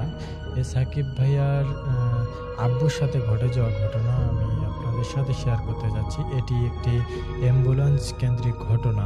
সো আমি সরাসরি ঘটনায় চলে যাচ্ছি। এই ঘটনাটি ঘটে আজ থেকে প্রায় 16 বছর আগে। এই ঘটনাটি প্রত্যক্ষ সাক্ষী হচ্ছেন এই সাকিব ভাইয়ের বাবা। তিনি সে সময় অ্যাম্বুলেন্স চালক ছিলেন। তিনি মোটামুটি সে সময় 8-9 বছর এই অ্যাম্বুলেন্স আর কি চালাচ্ছেন এতদিন যাবৎ। কিন্তু এতদিন যাবৎ যে অ্যাম্বুলেন্স চালক অ্যাম্বুলেন্স চালাচ্ছিল, তিনার সাথে প্যারানরমাল কিছু ঘটনা ঘটতো। কিন্তু একদিন হঠাৎ করে একটা বিশাল বড় একটা প্যারানরমাল ঘটনা ঘটে যায়। ছোটোখাটোগুলো সেগুলো উনি মেনে নিতেন, কিন্তু সেদিনের ঘটনাটি তিনি মেনে নিতে পারেন নাই। সেই ঘটনাটি আমি সরাসরি চলে যাচ্ছি। সেদিনের রাতটা ছিল খুবই নিস্তব্ধ এবং আর সেই গরমকালের সময় আর কি এই ঘটনাটি। সেই এত গরমে সবাই কারেন্ট না থাকলে তো একটা অবস্থা সে সময় খুবই খারাপ। কারেন্ট ছিল না, ঝড়টার বাসায় তো কারেন্ট ছিল না। এরকম করে তিনি মানে সে সময় খুবই গরম ছিল, শরীর ঘুমাইলে মানে একজন হঠাৎ উঠতে চাইতো না। গরমের দিন যা হয়, মানে প্রত্যেকটা মানুষের কিন্তু গরমের দিন শরীর একদম হালকা হয়ে যায় এবং ঘুমালে ঘুম একদম চলে আসে দ্রুত। সো তিনি দিনের বেলা কয়েকটা রোগীকে আর কি অ্যাম্বুলেন্সে করে হসপিটালে নিয়ে আসে। কয়েকটা বলে সেদিন নাকি 5টা রোগীকে হসপিটালে নিয়ে আসে দিনের বেলা। তো সেদিন দিনটা ওইভাবে চলে যায়। তিনি ভাবছিল যে আর কোনো হয়তো গাড়ি চলা লাগবে না, তো এই জন্য তিনি আর কি ঘুমাইছে। 8টা বেজে গেছে, সে সময় ঘুমাইছে, খাওয়া দাওয়া করে ঘুমাইছে। ঘুমানোর পর তিনি যখন রাত প্রায় একটা বেজে গেছে, সে সময় তিনার ফোনে আর কি কল আসছে যে অ্যাম্বুলেন্স, একটি দ্রুত অ্যাম্বুলেন্স লাগবে এবং একটা জায়গায় অ্যাক্সিডেন্ট হয়ে একটি মেয়ে আর কি মারা গেছে। এই মেয়েটাকে দ্রুত ওই জায়গা থেকে হসপিটালে নিয়ে আসতে হবে। হসপিটালে বলতে হসপিটালের মর্গে, কারণ মেয়েটার কোনো মানে আত্মীয় স্বজন এবং কোনো খোঁজ পাওয়া যাইতো না। কারণ সে সময় ওই মেয়েটার খোঁজ পাওয়াটা খুবই মুশকিল ছিল। তো ওই মেয়েটার খোঁজটা পায় 3 দিন পর, যে এর বাসা এখানে নড়াইল জেলা থেকে মানে একটু বাইরে আর কি। তো যখন খোঁজ পায়, তার আগে যে ঘটনাগুলো ঘটছে সেগুলো আপনাদের সাথে শেয়ার করতেছি। এই সাকিব ভাইয়ের বাবা রকিব সাহেব, তিনি গাড়ি নিয়ে সেদিন রাত 1টার সময় বাহির হলেন। তিনার যে হেল্পার ছিল তিনি তো ঘুমাইছে, তিনাক ফোন দিচ্ছে, তিনি মানে পাশে আর কি ওর বাসা, সেও আর কি ফোন ধরতেছে না। মানে তিনার নাইট ডিউটি ছিল না, তারপরেও অ্যাম্বুলেন্স না থাকার কারণে তিনাকে ফোন দেওয়া হয় এবং তাকে দ্রুত আসার কথা বলা হয়। তিনি যখন আসে ওইখানে, মানে অ্যাম্বুলেন্স নিয়ে দ্রুত ওইখানে চলে যায় হসপিটালের ঠিকানা নেওয়ার পর সেখানে যায়। সেই লাশটাকে নিতে যাইতে প্রায় মোটামুটি 10 কিলোর মতো যাওয়া লাগতো। এই 10 কিলো রাস্তা প্রচুর পরিমাণে জোরে উনি আর কি গেছে। মানে লাশ যেহেতু রাত 1টা বেজে গেছে, কেউ এখানে থাকবে না, কারণ যেহেতু কারো কিছু হয় না সেহেতু কেউ থাকতেই যাবে না, এটা স্বাভাবিক ব্যাপার। তো দ্রুত এখানে পৌঁছায়, কয়েক ঘন্টার মধ্যে আর কি ওইখানে পৌঁছায়। সেখানে যে লাশটাকে দেখতে পায় যে এই লাশটি এত বিস্তৃতভাবে অ্যাক্সিডেন্ট হয়েছে যা বলার বাইরে। তিনি বলতেছিল যে আমি যতদিন লাশ এবং রোগী উবাইছি, আমার এই 8 বছরের অভিজ্ঞতায় এরকম লাশ আমি কখনো দেখিনি। কারণ হচ্ছে এই লাশটির একটা জিনিস আপনারা দেখতে পাচ্ছেন যে এর ব্লিডিং খুবই পরিমাণে হচ্ছে এবং একে আগেই হত্যা করা হয়, তারপরে একে অ্যাক্সিডেন্ট করে আর কি মারা হয়েছে। তিনি আর কি দেখে এভাবে কথাগুলো বললেন। এটা পুলিশ কেস হতে পারে। তো যখন এরকম করে বলল, তো ওনাকে লাশটাকে তুলে দিল কয়েকজন মিলে। ওইখানে দোকানপাটে যেরকম লোক ছিল, মানে একটা ট্রাকের সাথে ধাক্কা খেয়ে মেয়েটাকে ফালাই দিয়ে রেখে গেছে, এরকম একটা পরিস্থিতি। তো যখন ওই মেয়েটাকে ওইখানে তুলে অ্যাম্বুলেন্সে তোলার পরে তিনি যখন নিয়ে আসতেছেন, তো হঠাৎ করে রাস্তায় ফ্রিজের অ্যাম্বুলেন্স, তো হঠাৎ করে রাস্তায় অ্যাম্বুলেন্সটি বন্ধ হয়ে যায়। তো ভালো অ্যাম্বুলেন্স হঠাৎ করে যখন বন্ধ হয়ে গেছে, তিনি ভাবতেছিল যে হয়তো কোনো গাড়ির সমস্যা হলো। তিনি আর কি গাড়িটা চেক করতেছে, কোনো সমস্যা নাই। তো উনি আবার পেছনের দিকে আসে চাকাগুলো চেক করতেছে, কোনো সমস্যা নাই। যেহেতু কোনো সমস্যা নেই, তিনি আবার গাড়িতে উঠে স্টার্ট দিলেন। গাড়িটা স্টার্টও নিছে, নেওয়ার পর মানে গিয়ার দিছে, গাড়িটা মানে আগাচ্ছে না। তো উনি মানে অস্থির হয়ে গেলেন যে আমি করতেছি, গাড়িটা আগাচ্ছে না কেন। মানে একটা স্বাভাবিক মানুষের মনে পড়তেই পারে যে হঠাৎ এরকম গাড়ি আসতেছে, মানে আগাচ্ছে না কেন, একটা মানুষের থাকতে পারে এরকম চিন্তাধারা। তো যখন গাড়িটা আগাচ্ছে না, তখন উনি ভাবলেন যে হয়তো গাড়ির পেছনে কেউ চাকাতে কোনো জাম টাম পড়ছে, এরকম হতে পারে। তো গাড়ির পিছনে যখন আসছে, গাড়ির পিছনে এসে দেখে যে কোনো জাম টাম কিছুই নাই। তো যখন জাম কিছুই নাই, তখন ওই সাকিব ভাইয়ের বাবা অবাক হয়ে গেলেন যে গাড়ি আগাচ্ছে না কেন। লাস্ট তিনি আবার ভাবলেন যে হয়তো লাশটা এরকম ভাবে মারা গেছে, কোনো প্যারানর্মাল কিছু হতে পারে আর কি। তিনার সাথে এরকম ঘটনা এর আগেও ঘটছে আর কি। তো যখন এরকম হলো, তিনি অ্যাম্বুলেন্সের দরজা খুলে আর কি লাশটাকে চেক দিচ্ছেন। লাশটা উনি যখন চেক দিতে গেছে, যে দেখে যে লাশটা ওইখানে নাই।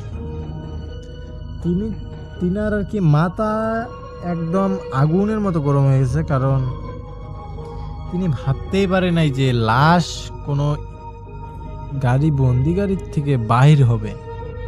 তো তিনি ভাবলেন যে আমি তো এর আগেও কখনো লাশ বাহির করি নাই বা কোথাও ফালাইও নাই, লাশটা গেল কোথায়। তিনার তো শরীর ঘামা শুরু হয়ে গেল যে লাশের জবাবটা কি দেব আমি। তো তিনি হঠাৎ করে তার ছাদের উপরে নজর গেল যে তার অ্যাম্বুলেন্সের ছাদের উপরে লাশটা পড়ে আছে। এটা দেখে তার গা একদম ঘেমে অবস্থা খুবই খারাপ হয়। হঠাৎ করে এত উপরে লাশটা যাবে কিভাবে এবং কে লাশটাকে ওইখানে নিয়ে গেল, মানে তার অবস্থাটা ভাবতেছেন যে এতটা পরিস্থিতিতে কিভাবে একটা মানুষ পড়তে পারে। তো উনি আবার কি করলেন, ওই লাশটাকে কোনোভাবে ওইখান থেকে শেষে আর কি নামাইছে, কোনোভাবে কষ্টে, অনেক কষ্টে, কয়েক মিনিট চেষ্টার পরে লাশটাকে কোনোভাবে সূক্ষ্মভাবে আর কি নামাইছে। নামানোর পর লাশটাকে আবার অ্যাম্বুলেন্সে রাখছে। রাখার পর দরজাটা ভালোভাবে লাগাইছে। লাগানোর পর তিনি গাড়িটা স্টার্ট দিয়েছে সূরা পড়ে, যে আল্লাহ দোয়া করলেন যে আল্লাহ তাআলা আমাকে যত সুস্থভাবে অ্যাম্বুলেন্সটি হসপিটালে নিয়ে যেতে পারে। কারণ একটা লাশ যখন হঠাৎ করে যে জায়গা থেকে উপরে চলে যাবে, তখন একটা খারাপ এবং ভয়ের ব্যাপার। মানে আমার সাথে ঘটলেও আমি এরকম ভয় পাওয়ারই কথা, আমি ওখানে গাড়ি চালাইতাম না, এরকম একটা পরিস্থিতি। তো যেহেতু উনি অ্যাম্বুলেন্স চালাইতেন, তিনার আর কি ওরকম সমস্যা হলো না। তিনি গাড়িটা রওনা দিলেন ওইদিকে। যখন গাড়িটা হসপিটালে গেল, যাওয়ার পর পুলিশ কেস হলো, হওয়ার পর ওই লাশটাকে মর্গে নিয়ে গেছে। নিয়ে যাওয়ার পর পোস্টমর্টম রিপোর্ট আসলো যে ওই মেয়েটাকে 5টি ছেলে মেয়ে ধর্ষণ করে হত্যা করে তাকে আর কি বাজের নিচে ফালাই দিয়ে গেছে। এ কথাটা শুনে ওই অ্যাম্বুলেন্স চালক ভয় একদম খুবই অবস্থা খারাপ, যে একটা মানুষ কিভাবে এরকম করে একটা মানুষকে মারতে পারে। তো এরকম করে যখন গেল, তিনি বাসায় গেছেন ওই যখন রাত তখন 5টার মতো বেজে গেছে, উনি বাসায় গেছেন। তো সেদিন যেহেতু সকাল হয়েছে উনি নামাজ কালাম পরে আর কি বাসায় চলে গেছেন। যাওয়ার পর হঠাৎ পরের দিন আবার রাত্রিকালীন সময় উনি হসপিটালে বলে আসছে যে আমি আজকে রাত্রে কোনো ডিউটি করবো না এবং আমাকে ফোনও দিয়ে। তো উনি রাত যখন 12টা বেজে গেছে, তিনি ঘুমাচ্ছে, ঘুম আসতেছে না, হঠাৎ করে ঘুম আসছে। আবার 1টার দিকে ওনার ঘুমটা ভেঙে যায়, তিনি বাইরে হয়ে একটু হাঁটা চলা করতেছে।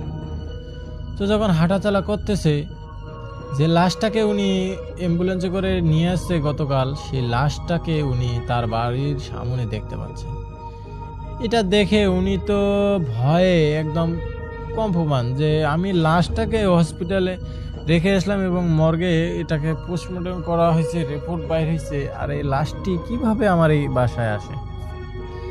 তো যখন এভাবে কথা বলার পর তিনি তিনি তো কোনোভাবে বিশ্বাস করতে পারতেছে না যে লাশটা কিভাবে এখানে আসলো। ভয়ে তার অবস্থা খুবই খারাপ। তিনি এক দৌড় দিয়ে যে বাসায় ঢোকে এবং রুমে দরজা দেয় যে এরকম পরিস্থিতি আমার সাথে কেন হবে।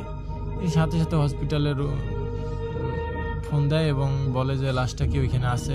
তারপর শিওর হয় যে লাশটা ওইখানে আছে। তিনি ভাবতেছিল যে হয়তো কোনো খারাপ কিছু হতে যাচ্ছে। তিনি পরের দিন সকালেই তিনি কবিরাজের কাছে যায় এবং কবিরাজ বলে যে আপনি যে লাশটাকে নিয়ে আসছেন এই লাশটা একটি জিনকে ভর করে, লাশ মানুষটিকে জিনের সাথে আর কি এনার খুবই একটা ভালো সম্পর্ক ছিল এবং এই লাশটাকে যে হত্যা করছে যতদিন পর্যন্ত এই ছেলে পাশটাকে শাস্তি দেবে না এই জিন ততদিন আর কি শান্তি পাবে না। তো যখন কয়েক মাস চলে যাওয়ার পর সেদিন উনি কবিরাজের কাছ থেকে কয়েকটা তাবিজ নিয়ে আসে এবং তাবিজ নেওয়ার পর তার সাথে কয়েকদিন এরকম ঘটে না। তো পরে একদিন হঠাৎ করে জানতে পারে যে এক জায়গায় 5টি ছেলে মরে পড়ে আছে। কেউ জানে না যে লাস্টে 5টির কোনো খবরও জানে না এবং কেউ জানে না। তিনাকে ফোন দেওয়া হয় এবং এই ব্যাপারে বলা হয়। তিনি বলে যে আমি তো পাবো না, আমি অসুস্থ। উনি ভালো, তারপরে বলছে যে এরকম। তো উনি ভাবছে যে হয়তো ওই জিনটা যে বলছিল আমি ওদেরকে শাস্তি দেব, এই শাস্তিটা হয়তো দিছে এদের।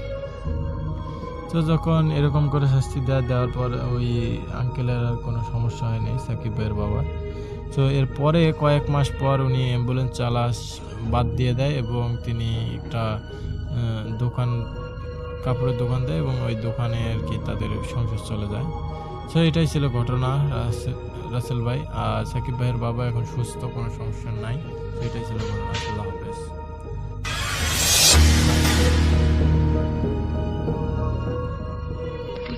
আমি আরেকবার বলতে হবে আপনার নামটা। আমার নাম প্রীতি, আমি এ-লেভেলস করছি মেপল লিফ থেকে। আচ্ছা। আমি রুমন, আমি বিবিএ করছি স্ট্যানফোর্ড ইউনিভার্সিটি।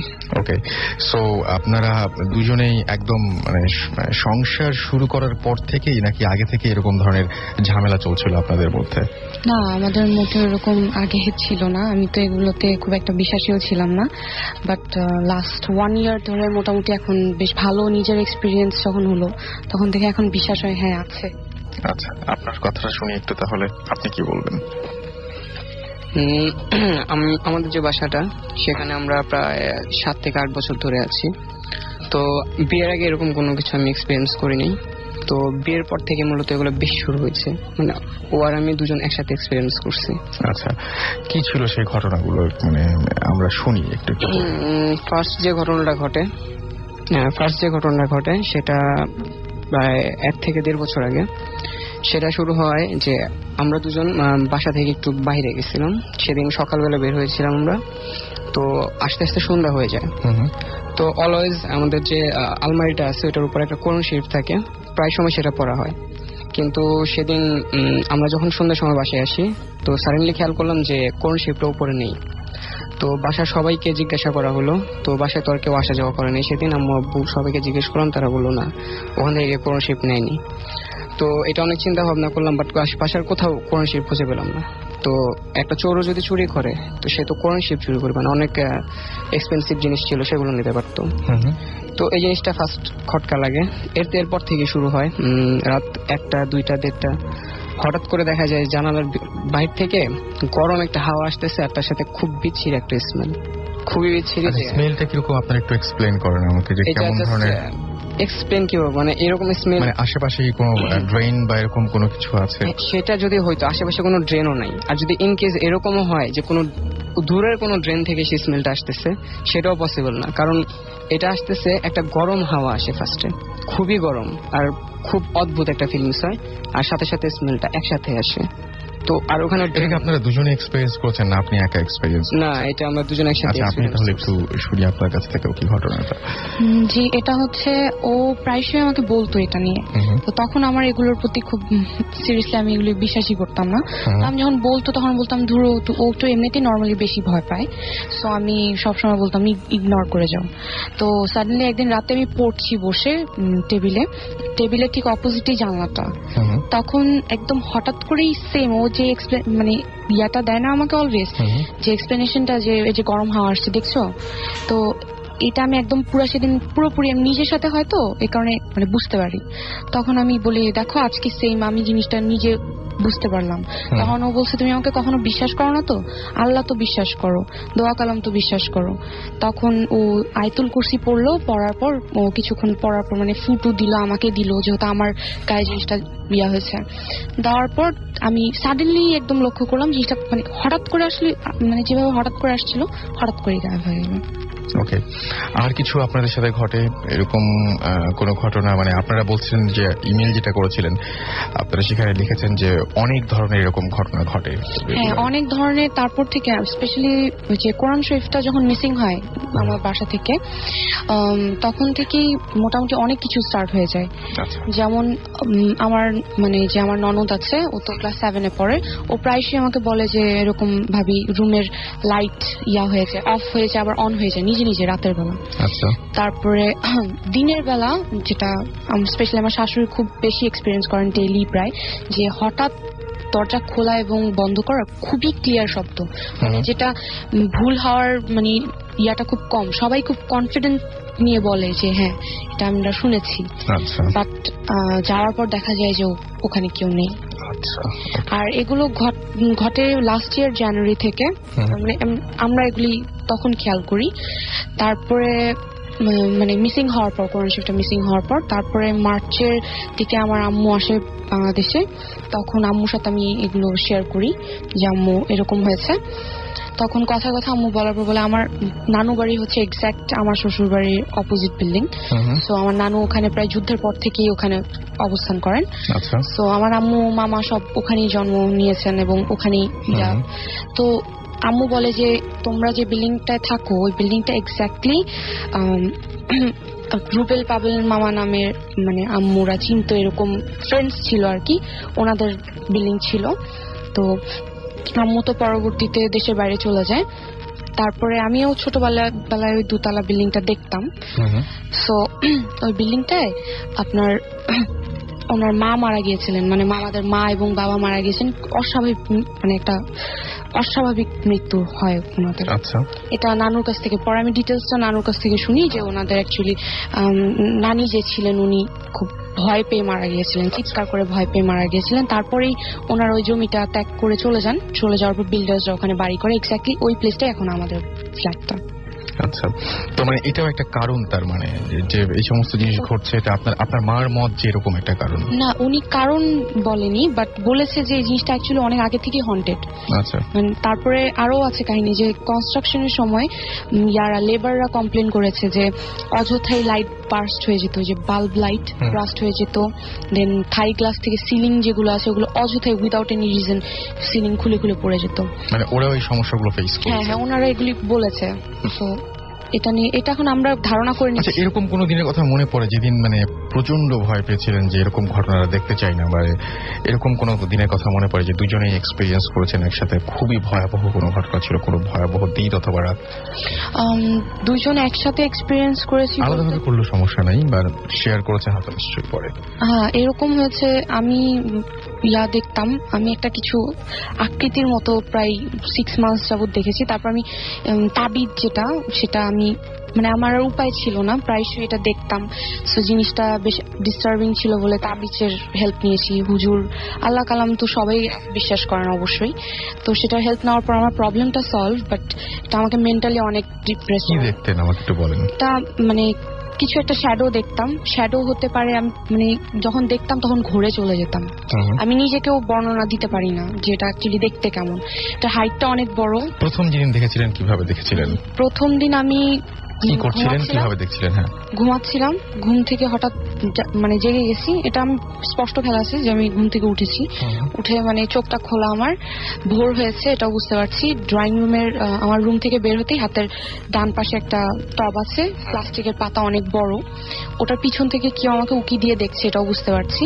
বাট আমাকে আমি উঠার মতো ক্ষমতা বা রুমনকেও ডাকার মতো ক্ষমতা যে দেখো কে এটা, তো ওকে বলার মতো ক্ষমতা আমার হচ্ছিল না। প্রায় 5 থেকে 10 মিনিট পর আমি নিজেকে ফিরে পাই। তারপরে আমি জিনিসটা আর দেখতে পাই না, তবে যা যা দেখেছিলাম যে ড্রয়িং রুমটা অন্ধকার, তার থেকে আরেকটা একটু কাহিনী ছিল যে আমার রুম অলওয়েজ রাতে আমি লক করে ঘুমাই। তো সেদিন আমি অটোমেটিক দরজাটা খোলা ছিল এবং ফাঁক দিয়ে আমি দেখতে পাচ্ছিলাম। পরে আমি ওকে জিজ্ঞেস করি তুমি কি রাতে খুলেছিলে বা করেছিলে, তখন ও বলে যে না, আমরা তো একসাথেই ঘুমিয়েছি এবং আমি রাতে আর ওয়াশরুমেও যাইনি যে আমি করবো। তো এটাই ছিল ঘটনা। আচ্ছা, আপনি কিছু মনে বলতে যাচ্ছিলেন? হ্যাঁ বলেন। একসাথে এক্সপিরিয়েন্স করার একটা মেটার আছে, সেটা আমার বাসায় না, আমার গ্রামের বাড়িতে শেরপুর। সেটা হচ্ছে শেরপুরে আমরা বেড়াতে গেছিলাম একবার।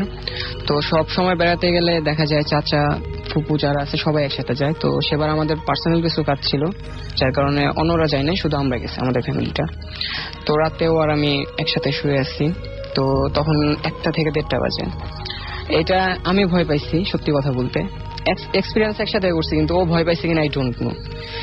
তো যখন শুয়ে আছি আমি জানতাম যে ওই জায়গাটা হন্টেড, গ্রামের বাড়ির ওই জায়গায় আশেপাশে হন্টেড অনেক কিছু হয়, তো কখনো ফেস করিনি। তো সাডেনলি নুপুরের শব্দ আমি শুনতে পাই, স্পষ্ট নুপুরের শব্দ। তো ওকে আমি বলতেছি নুপুরের শব্দ হচ্ছে, ও বলে না এটা ঝিঝি পোকা শব্দ করতেছে। তো আমি বলি না, আমি শিওর এটা নুপুরের শব্দ। পরে অনেকক্ষণ ধরে এটা হচ্ছে, মানে কেউ যদি লাফায় দৌড়ায় না, জাস্ট এক্স্যাক্টলি ওই রকম একটা শব্দ হচ্ছে। তো ও তখন বললো না অ্যাকচুয়ালি ঠিকই বলছো, নুপুরের শব্দ। তো আমি নড়তেও পারছিল না, সাহসী হচ্ছিল না যে জানালাটা দিয়ে দেখবো যে এটা কে করতেছে। তো অনেক কষ্টে কোনোভাবে ওকে নিয়ে আমি বলছি একটু তাকায় দেখি, একটু সাহস করে দেখি। আমি ও তো ভয় পায় না, ও দেখার জন্য পাগল, বাট ওকে আমি দেখতে দিচ্ছি না। তো কোনোভাবে জানালার পাশ দিয়ে উকি মারছি, তো যেটা দেখতে পারছি যে নুপুরের শব্দ হইতেছে। সে বৃষ্টি হয়েছিল, মানে কাদা ছিল, তখন বৃষ্টি হয় না, বৃষ্টি আগেই হয়েছে, কিন্তু ওখানে কাদা ছিল। আমি দেখতেছি যে কাদার ভিতরে মানুষ লাফ দিলে যে কাদার থেকে পানি ছিটে না, পানি কাদা ছড়ায় যায়, ওই রকম হচ্ছে, বাট কাউকে দেখা যাচ্ছে না। সাথে সাথে নুপুরের শব্দটা হচ্ছে। আচ্ছা, এটা প্রচন্ড ভয় পাইছিলাম সেদিন। তারপরে আর কিন্তু মানে সেই ব্যক্তি বা যা দেখা যাচ্ছিল না, ব্যাপারটা ঘটতে তাকে দেখা যাচ্ছিল না। হ্যাঁ, ওকে। আর আরো কিছু ভয়ের কোনো কিছু মনে পড়ছে? ভয়ের বলতে না, রিসেন্টলি যেটা হয়েছে বাসায় যেটা হয়েছে সেটা হচ্ছে আমাদের অ্যাকুয়ারিয়াম কেনা হয়েছিল জানুয়ারিতে। অ্যাকুয়ারিয়াম কেনার পরে ফার্স্টের দিকে লিক হয়ে গেল অ্যাকুয়ারিয়ামটা, দ্বিতীয় দিনেই। তো লিক হওয়ার পরে নর্মালি ভাবলাম যে লিকই মনে হয়েছিল। তো দেখলাম যে পানি খুব কম পড়তেছে, তো আমরা বাইরে যাব, তখন বিকালবেলা, তো আস্তে আস্তে রাত হবে। তো ও বললো যে আইসা ক্লিন করা যাবে, এখন কোন একটা কাপড় টাপড় দিয়ে পানিতে পানি আটকানোর ব্যবস্থা করি।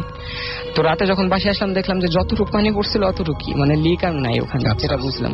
আচ্ছা, তো আমরা ভাবলাম যে তা ঠিক আছে, লিক যেহেতু আর নাই, কোনোভাবে হয়তো বা ঠিক হয়ে গেছে বা পানি অন্য কোথা থেকে পড়ছে। তো ঘুমায় পড়লাম যে সকালে দেখা যাবে আবার কি হয়। তো সকালে যেটা দেখলাম যে অ্যাকুয়ারিয়ামে কোনো পানি নেই, সব পানি ফ্লোরে। আচ্ছা, অ্যাকুয়ারিয়ামে কোনো পানি নেই। ওকে। তো সেদিন লিক ঠিক করা হলো। লিক ঠিক করার পরে যেদিন আনলাম সেদিন ঠিক দুপুরবেলা লাঞ্চ করতেছিলাম, রুমের ভিতরেই ছিলাম তখন। তো ও আর আমি একসাথে ছিলাম। সাডেনলি দেখলাম যে লাইটটা একবার অন অফ হলো আর একটা শব্দ হলো, ঠাস করে একটা শব্দ হলো। তারপর অ্যাকুয়ারিয়ামটা কাঁপলো জাস্ট। তারপরে ভাবলাম যে কি হলো, দেখলাম কিছু বুঝলাম না, দেখলাম হালকা পানি বেরোচ্ছে। তারপরে মাছগুলো সব বালতিতে আলাদা করে অ্যাকুয়ারিয়ামটা ক্লিন করব, তখন দেখি যে একটা ক্রস চিহ্ন অ্যাকুরিয়ামের তলাটা ক্রস চিহ্ন হয়ে ফেটে গেছে। তো এটা দেখলাম, এটাও সিম্পল নিলাম, এটা কিভাবে হয় আই ডোন্ট নো, বাট এটাও সিম্পলি নিলাম। তারপর নিউ অ্যাকুরিয়াম আনার পরে সেটাও ভালোই চলতেছিল, ঠিকই ছিল সবকিছু, এরপরে লিক টিক কিছু হয় নাই। কিন্তু ওই যে বালতিতে মাছ ছিল, তখন ওই যে অ্যাকুরিয়াম পাথর থাকে না মাছের, ওই পাথর কেউ যদি ছুঁড়ে মারে বালতিতে যেরকম শব্দ হবে, প্রতিনিয়ত রাতে সেই শব্দটা হয়, প্রতিনিয়ত। আর সবচেয়ে মজার ব্যাপার হচ্ছে যে আমাদের অনেকগুলো মাছ ছিল, প্রায় 27-28টা। প্রতিদিন মানে 2-3 দিন পর পর একটা করে মাছ মিসিং হতো। আপনার সেই বিড়াল টিড়াল এরকম না, বেড়াল টেরাল কোনো কিছু বাসাতে ঢোকার কোনো চান্স নেই। তারপরে মানে অ্যাকুরিয়াম থেকে বিড়াল মাছ বের করাটা খুব মুশকিল। আর সবচেয়ে বড় কথা হচ্ছে অ্যাকুরিয়ামটা হুড দেয়া ছিল। আর সবচেয়ে ভয়ানক ব্যাপার হচ্ছে একদিন সন্ধ্যার সময় এসে দেখি একটা মাছ যেটা মিসিং হয়েছিল সেটা আমরা পাইছি। সেটা ছিল আমাদের অ্যাকুরিয়াম থেকে জানালাটা অনেকখানি দূরে, একটা মাছের পক্ষে জাম্প করা সম্ভব না। আর অ্যাকুরিয়ামে হুড লাগানো ছিল, বাট সন্ধ্যার সময় এসে দেখলাম যে অ্যাকুরিয়ামটা হুড লাগানোই, কিন্তু জানালার সামনে যখন গেছি এমনিতেই দেখি ওখানে টবের উপর, আমার ফুলের টব আছে জানালার বাইরে গ্রিল করা, ওখানে একটা মাছ পড়ে আছে যেটা অ্যাকুরিয়ামের ভিতরে ছিল, আর সেটা মরা। আচ্ছা, মাছ অ্যাকুরিয়াম থেকে বের হয়ে যাওয়া খুব মুশকিল আসলে, মানে এটা তো ডিপ সি না, আর এখানে ফ্লাইং ফিশ জাতীয় কোনো কিছু নেই। আচ্ছা, থ্যাংক ইউ সো মাচ আপনাদেরকে এরকম ঘটনা শেয়ার করার জন্য।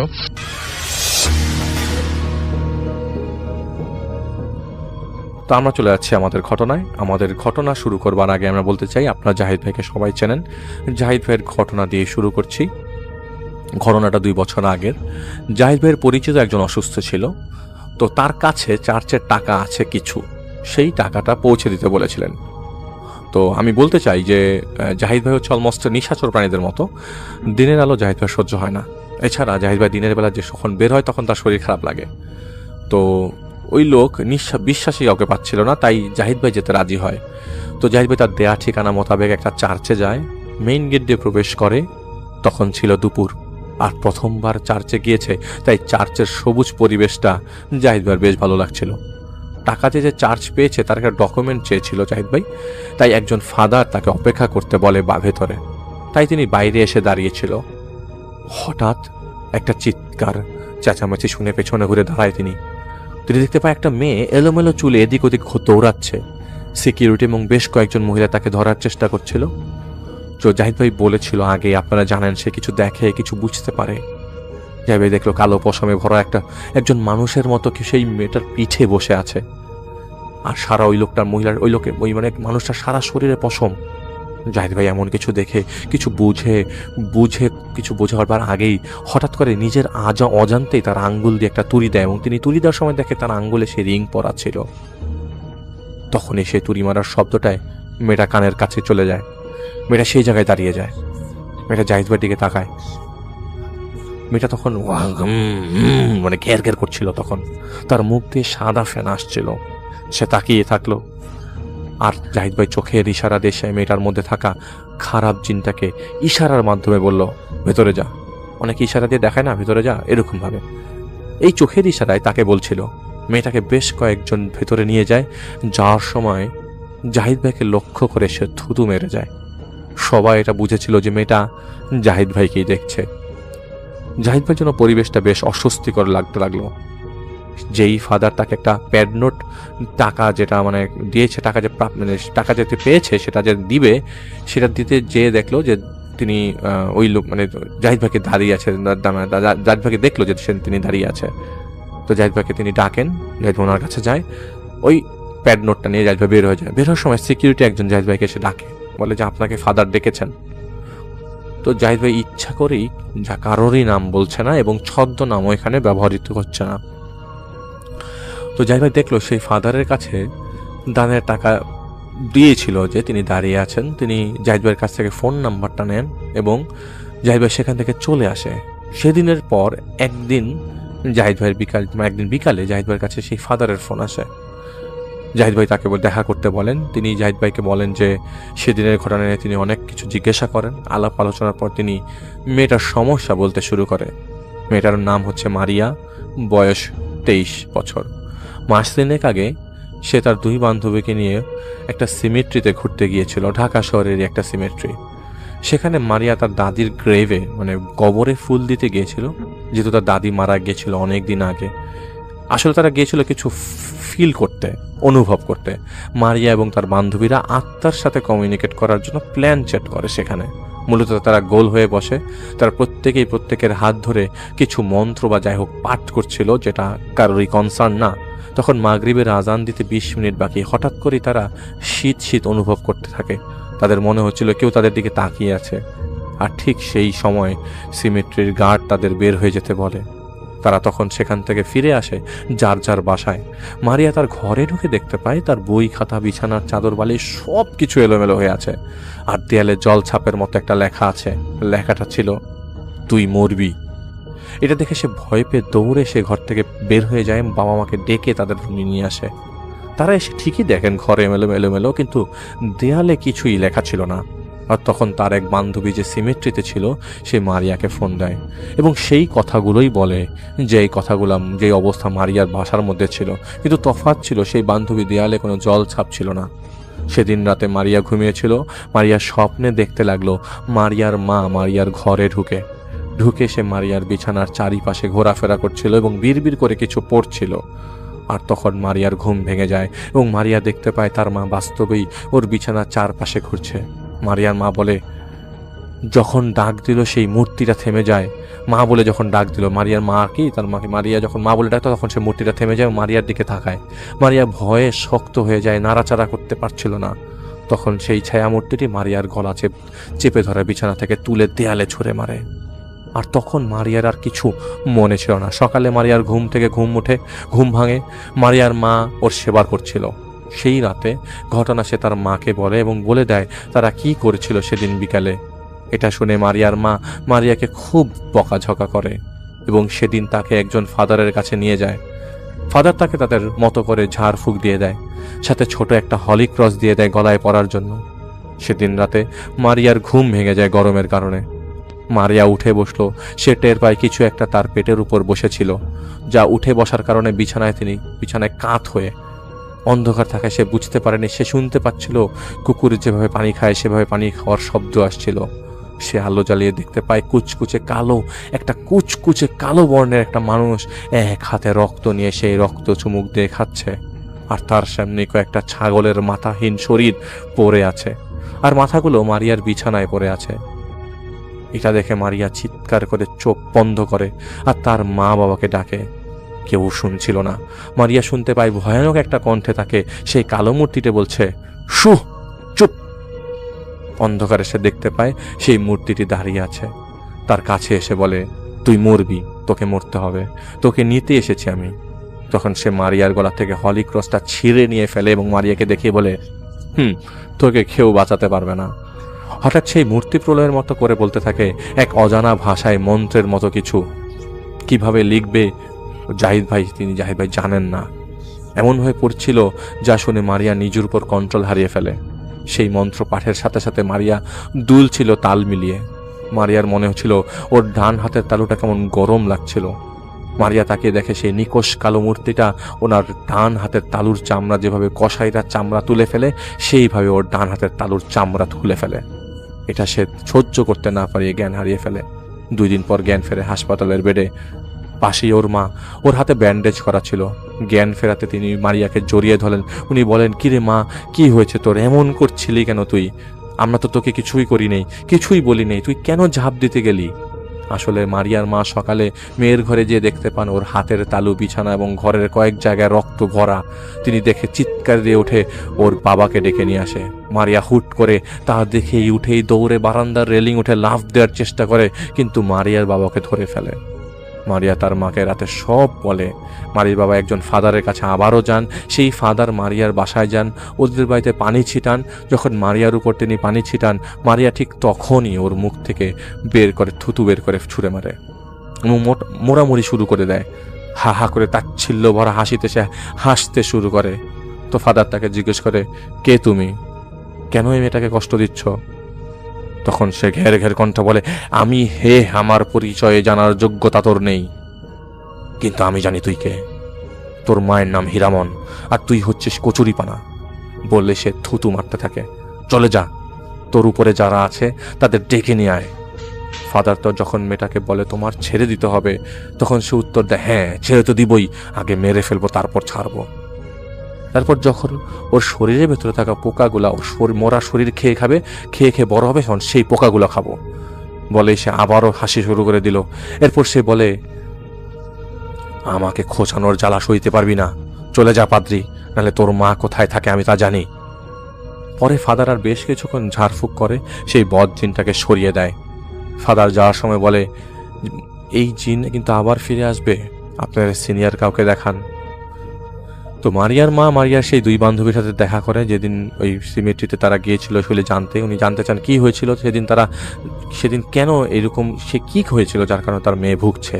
তার কেমন সদুত্তর কেউ দিতে পারেনি। তো এখানে যে দুই বান্ধবী ছিল তারা তাদের একজনের ঘরে এলোমেলো হয়েছিল, যেভাবে মারিয়ার ঘরে এলোমেলো ছিল, আরেকজনের কিছুই হয় নাই। তো মারিয়ার মায়ের সন্দেহ হয়, তাহলে এই মেয়েটাকে কিছু করেছে কিনা যার সাথে কোনো সমস্যা হয়নি। এর মধ্যে অন্য আরেকজন ফাদারের কাছে তারা মারিয়াকে নিয়ে যায়। প্রায় প্রতিদিন মারিয়াকে ঝাড়ফুঁক দেওয়া হতো, না হলে মারিয়া রাতে ঘুমাতে পারতো না। এভাবে 1 মাস চলার পর একদিন রাতে মারিয়ার ঘুম ভেঙে যায়। মারিয়া উঠে বসে, সে শুনতে পায় মারিয়ার মা তাকে ডাকছে। মারিয়া তার মার ঘরে যায়। গেট খুলে সে ঘরে ঢুকতেই মারিয়ার বুকটা কেঁপে ওঠে। মারিয়া দেখতে পায় তার বাবা ফ্লোরে পড়ে আছে, তারা সারা শরীরে রক্ত, মনে হচ্ছে যেন চামড়া তুলে ফেলেছে তার বাবার। তার শরীরে অসংখ্য খেকো পোকা কিলবিল করছে। আর মারিয়ার মা তার পাশে বসে একটা করে সেই পোকা তুলে নিয়ে খাচ্ছে। তার মুখটা রক্তে মাখানো। সে মারিয়াকে ইশারা দিয়ে এক হাত দিয়ে তার বাবার শরীর থেকে সেই পোকাগুলো তুলে মারিয়ার দিকে বাড়িয়ে দেয়। তা দেখে মেয়েটা সেখান দিয়ে দৌড় দিয়ে নিজের ঘরে চলে আসে। চিৎকার করে সে সাহায্য চাইছিল বারান্দায় দাঁড়িয়ে। তখনই মেয়েটার মা বাবা এসে মেয়েটাকে শান্ত করে। ওকে বোঝানো হয় কিছুই হয়নি, সব ঠিক আছে। এইভাবে একটা দিন যাচ্ছিল। একদিন মারিয়াকে বড় ফাদারের কাছে নিয়ে যাওয়া হয়। বড় ফাদার ছিলেন অভিজ্ঞ। মারিয়াকে দেখিয়ে তিনি বলেন, এই দুষ্টু প্রেত এই বাচ্চাটাকে কেন জ্বালাচ্ছিস? তখন মারিয়া স্বাভাবিকভাবে বলল, ফাদার আমি তো কিছু করিনি। ফাদার বলে, না মা, তোমাকে কেন বলবো?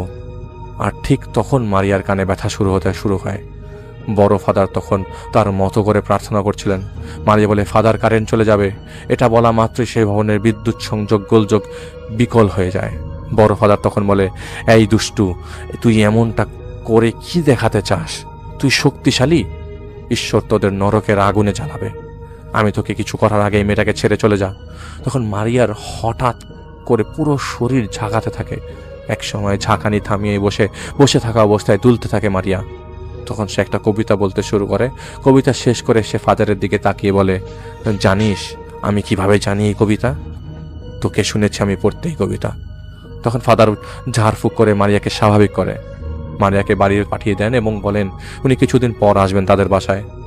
বড় ফাদার মারিয়ার বাবাকে বলে, সাবধান, ওকে দেখে রাখতে, মনে হচ্ছে এটা একটা শয়তান। সেদিন রাতে বড় ফাদার ঘুমের প্রস্তুতি নিচ্ছিলেন। তিনি শুনতে পেলেন তার বাথরুমে কেউ পানির কল একবার চালু করছে আর একবার বন্ধ করছে। তিনি বাথরুমের গেট খুলে কাউকে দেখতে পাননি। তখনই তিনি টের পেলেন ছোট বাচ্চা একটা মেয়ে হাসতে হাসতে তার পেছন দিয়ে দৌড় দিয়ে চলে গেল। তিনি ঘুরে তাকান এবং তখনই সেই ঘরের বিদ্যুৎ চলে যায়। তিনি চাপা একটা শয়তানি হাসি শুনতে পাচ্ছিলেন যা তার চারপাশ থেকে আসছিল। ফাদার তখন তার কানে অনেক রকমের কান্না জড়িত কণ্ঠের কথা শুনছিল। ফাদার আমাকে বাঁচান, আমি পড়ে যাচ্ছি। ফাদার আমার জন্য প্রার্থনা করুন। ফাদার আমি মোম জ্বালাতে পারছি না, এরকমের কথা তিনি শুনছিল। আর তখনই লোহার গ্রিলের লোহার রড দিয়ে বাড়ি মারলে যেমন একটা শব্দ হয় তেমন শব্দ হতে শুরু করলো জানালার গ্রিলে। তখন ফাদার তার মতো প্রার্থনা শুরু করলেন। এমন কিছুক্ষণ পরে সে ঘরে বিদ্যুৎ চলে আসে। ফাদার এতটুকু বুঝে গিয়েছিলেন মারিয়াকে কষ্ট দিচ্ছে সেই শয়তানটাই এসেছিল তাকে ধোঁকা দিতে। কিন্তু ফাদার ছিল সৎ এবং দৃঢ় মনোবলের মানুষ, কারণ তিনি ছিলেন একজনে তার কথা আলাদা করে আমি নাই বলি, তাই সে তাকে ভয় দেখাতে পারেনি। বড় ফাদার মারিয়াদেরকে বাসায় যান। ফাদার বাসায় ঢোকার সময় মারিয়া চিৎকার চেঁচামেচি করছিল। ফাদার এসে ঝাড়ফুঁক করে জিজ্ঞেস করেন, কে তুমি, তোমার নাম কি? এভাবে কিছুক্ষণ চলার পর সে উত্তর দিল, পলি। ফাদার বলেন, আমি তোমার সাথে মজা করছি না, বলো তোমার নাম কি, কেন আমাদের মেয়েকে কষ্ট দিচ্ছ তুমি? তো সে অনেকক্ষণ মুখ হাঁ করে বলে, ও হ্যাঁ, তুমি জানতে চাও আমার নাম ডেভিড। ফাদার জিজ্ঞেস করেন, মেয়েটার হাতের তালুর চামড়া তুমি কেন নিয়েছো? সে উত্তর দেয়, ও তো মরে যাবে, ও খুব সুন্দর, ওর চেয়ে সুন্দর ওর হাতের তালু, খুব সুগন্ধিময়, তাই আমি ওর হাতের তালু উপরে ফেলে আমার কাছে রেখে দিয়েছি। ফাদার বলেন, তুমি যদি আমাদের মেয়েকে পছন্দ করো তবে কেন তুমি তাকে মেরে ফেলতে চাও? কখনো দেখেছো কাউকে নিজের পছন্দের জিনিসকে ক্ষতি করতে? সে বলে, পাদ্রি, তুই চাল পছন্দ করিস? ফাদার বলেন, আমি ওর প্রশ্নের উত্তর চাই। সে বলে, আরে ধুর, তোর প্রশ্নের উত্তর দিয়ে আমার লাভ কি? এটা বলায় ফাদার আবার ঝাড়ফুঁক শুরু করেন। এরপর তিনি জিজ্ঞেস করেন, কেন আমাদের মেয়েকে তুমি ধরে রেখেছ? সে বলতে চায়নি। অনেক জোরাজুরি করার পর সে বলে, সাঁঝের বেলায় আমিও ঘুমাচ্ছিলাম, ও আমাকে জাগিয়েছে, আমন্ত্রণ করেছে, এসে দেখেও চলে যাচ্ছে। ওর পিছু নিয়ে ওর বাসা পর্যন্ত যাই, ওর ঘরে ঢোকার আগেই আমি ওর ঘরে যাই। এত সুন্দর ঘর আমার ভালো লাগেনি, ওলট পালট করে দিয়েছি। বাইরে আজানের শব্দে আমার খুব কষ্ট হচ্ছিল, যন্ত্রণা পাচ্ছিলাম, মনে চাচ্ছিল টেনে ছিঁড়ে ফেলতে মারিয়াকে, কিন্তু হাতের কাছে পাইনি, তাই আমি ওকে ধরে ফেলেছি। পাদ্রি, আমি কোথাও যাব না, কেউ আমাকে কিছুই করতে পারবে না। তখন ফাদার ঝাড়ফুঁক দিতে শুরু করেন এবং এক পর্যায়ে মারিয়ার কালো বমি শুরু হয়। বমির সাথে সাথে সে মৃত শরীরের খেকো পোকাগুলো বেরিয়ে আসতে শুরু করে। এতটা বমি আর এত পোকা দেখে সহ্য করার মতো পরিবেশ ছিল না। সেই বমি থেকে একটা উটকো বাজে গন্ধ চারদিকে ছড়িয়ে পড়ে। সে বলতে থাকে, পাদ্রি থাম, না থামলে মারিয়ার কলিজা টিপে দেব। বড় ফাদার থামেন, বড় ফাদার বলে যে না, আমি থামবো না। তিনি ঝাড়ফুঁক করতে লাগলেন এবং এক সময় মারিয়া বেহুশ হয়ে যায়। সেদিন থেকে এক সপ্তাহ মারিয়া ভালো ছিল এবং একদিন মারিয়া আয়নার সামনে দাঁড়িয়ে কিছু করছিল। মারিয়া লক্ষ্য করে আয়নায় ও বসে আছে, কিন্তু আসলে তখন মারিয়া দাঁড়িয়ে ছিল। হঠাৎ আয়নায় মারিয়া কিছু একটা চিবাতে শুরু করে, আর ঠিক তখনই সে টের পাচ্ছিল সে মুখে কিছু চিবাচ্ছে, আর তীব্র যন্ত্রণা তার মুখের ভেতর এবং ঠোঁটের পাশ দিয়ে রক্ত দিয়ে বের হয়ে শুরু করে। সে আয়নায় দেখতে পায় আয়নার মধ্যে থাকা মারিয়া জিভ বের করে, কাঁচ দিয়ে জিভ কেটে বের করে ফেলেছে। আর তা দেখে চিৎকার দিয়ে দৌড় দিয়ে সেই ঘর থেকে পালিয়ে যায়। ওর মুখ রক্তাক্ত ছিল। হাসপাতালে নেওয়ার পর দেখা যায় জিভ এবং মুখের ভেতর কেটে গেছে বিভিন্ন জায়গায়। আপনারা যারা ওই মৃগী রোগীর, তাদের কিন্তু মাঝে মাঝে এরকম দেখা যায় যে মৃগী রোগ যখন সিজার অ্যাটাক হয় তখন কিন্তু এরকম জিহ্বায় কামড় দিয়ে ফেলে।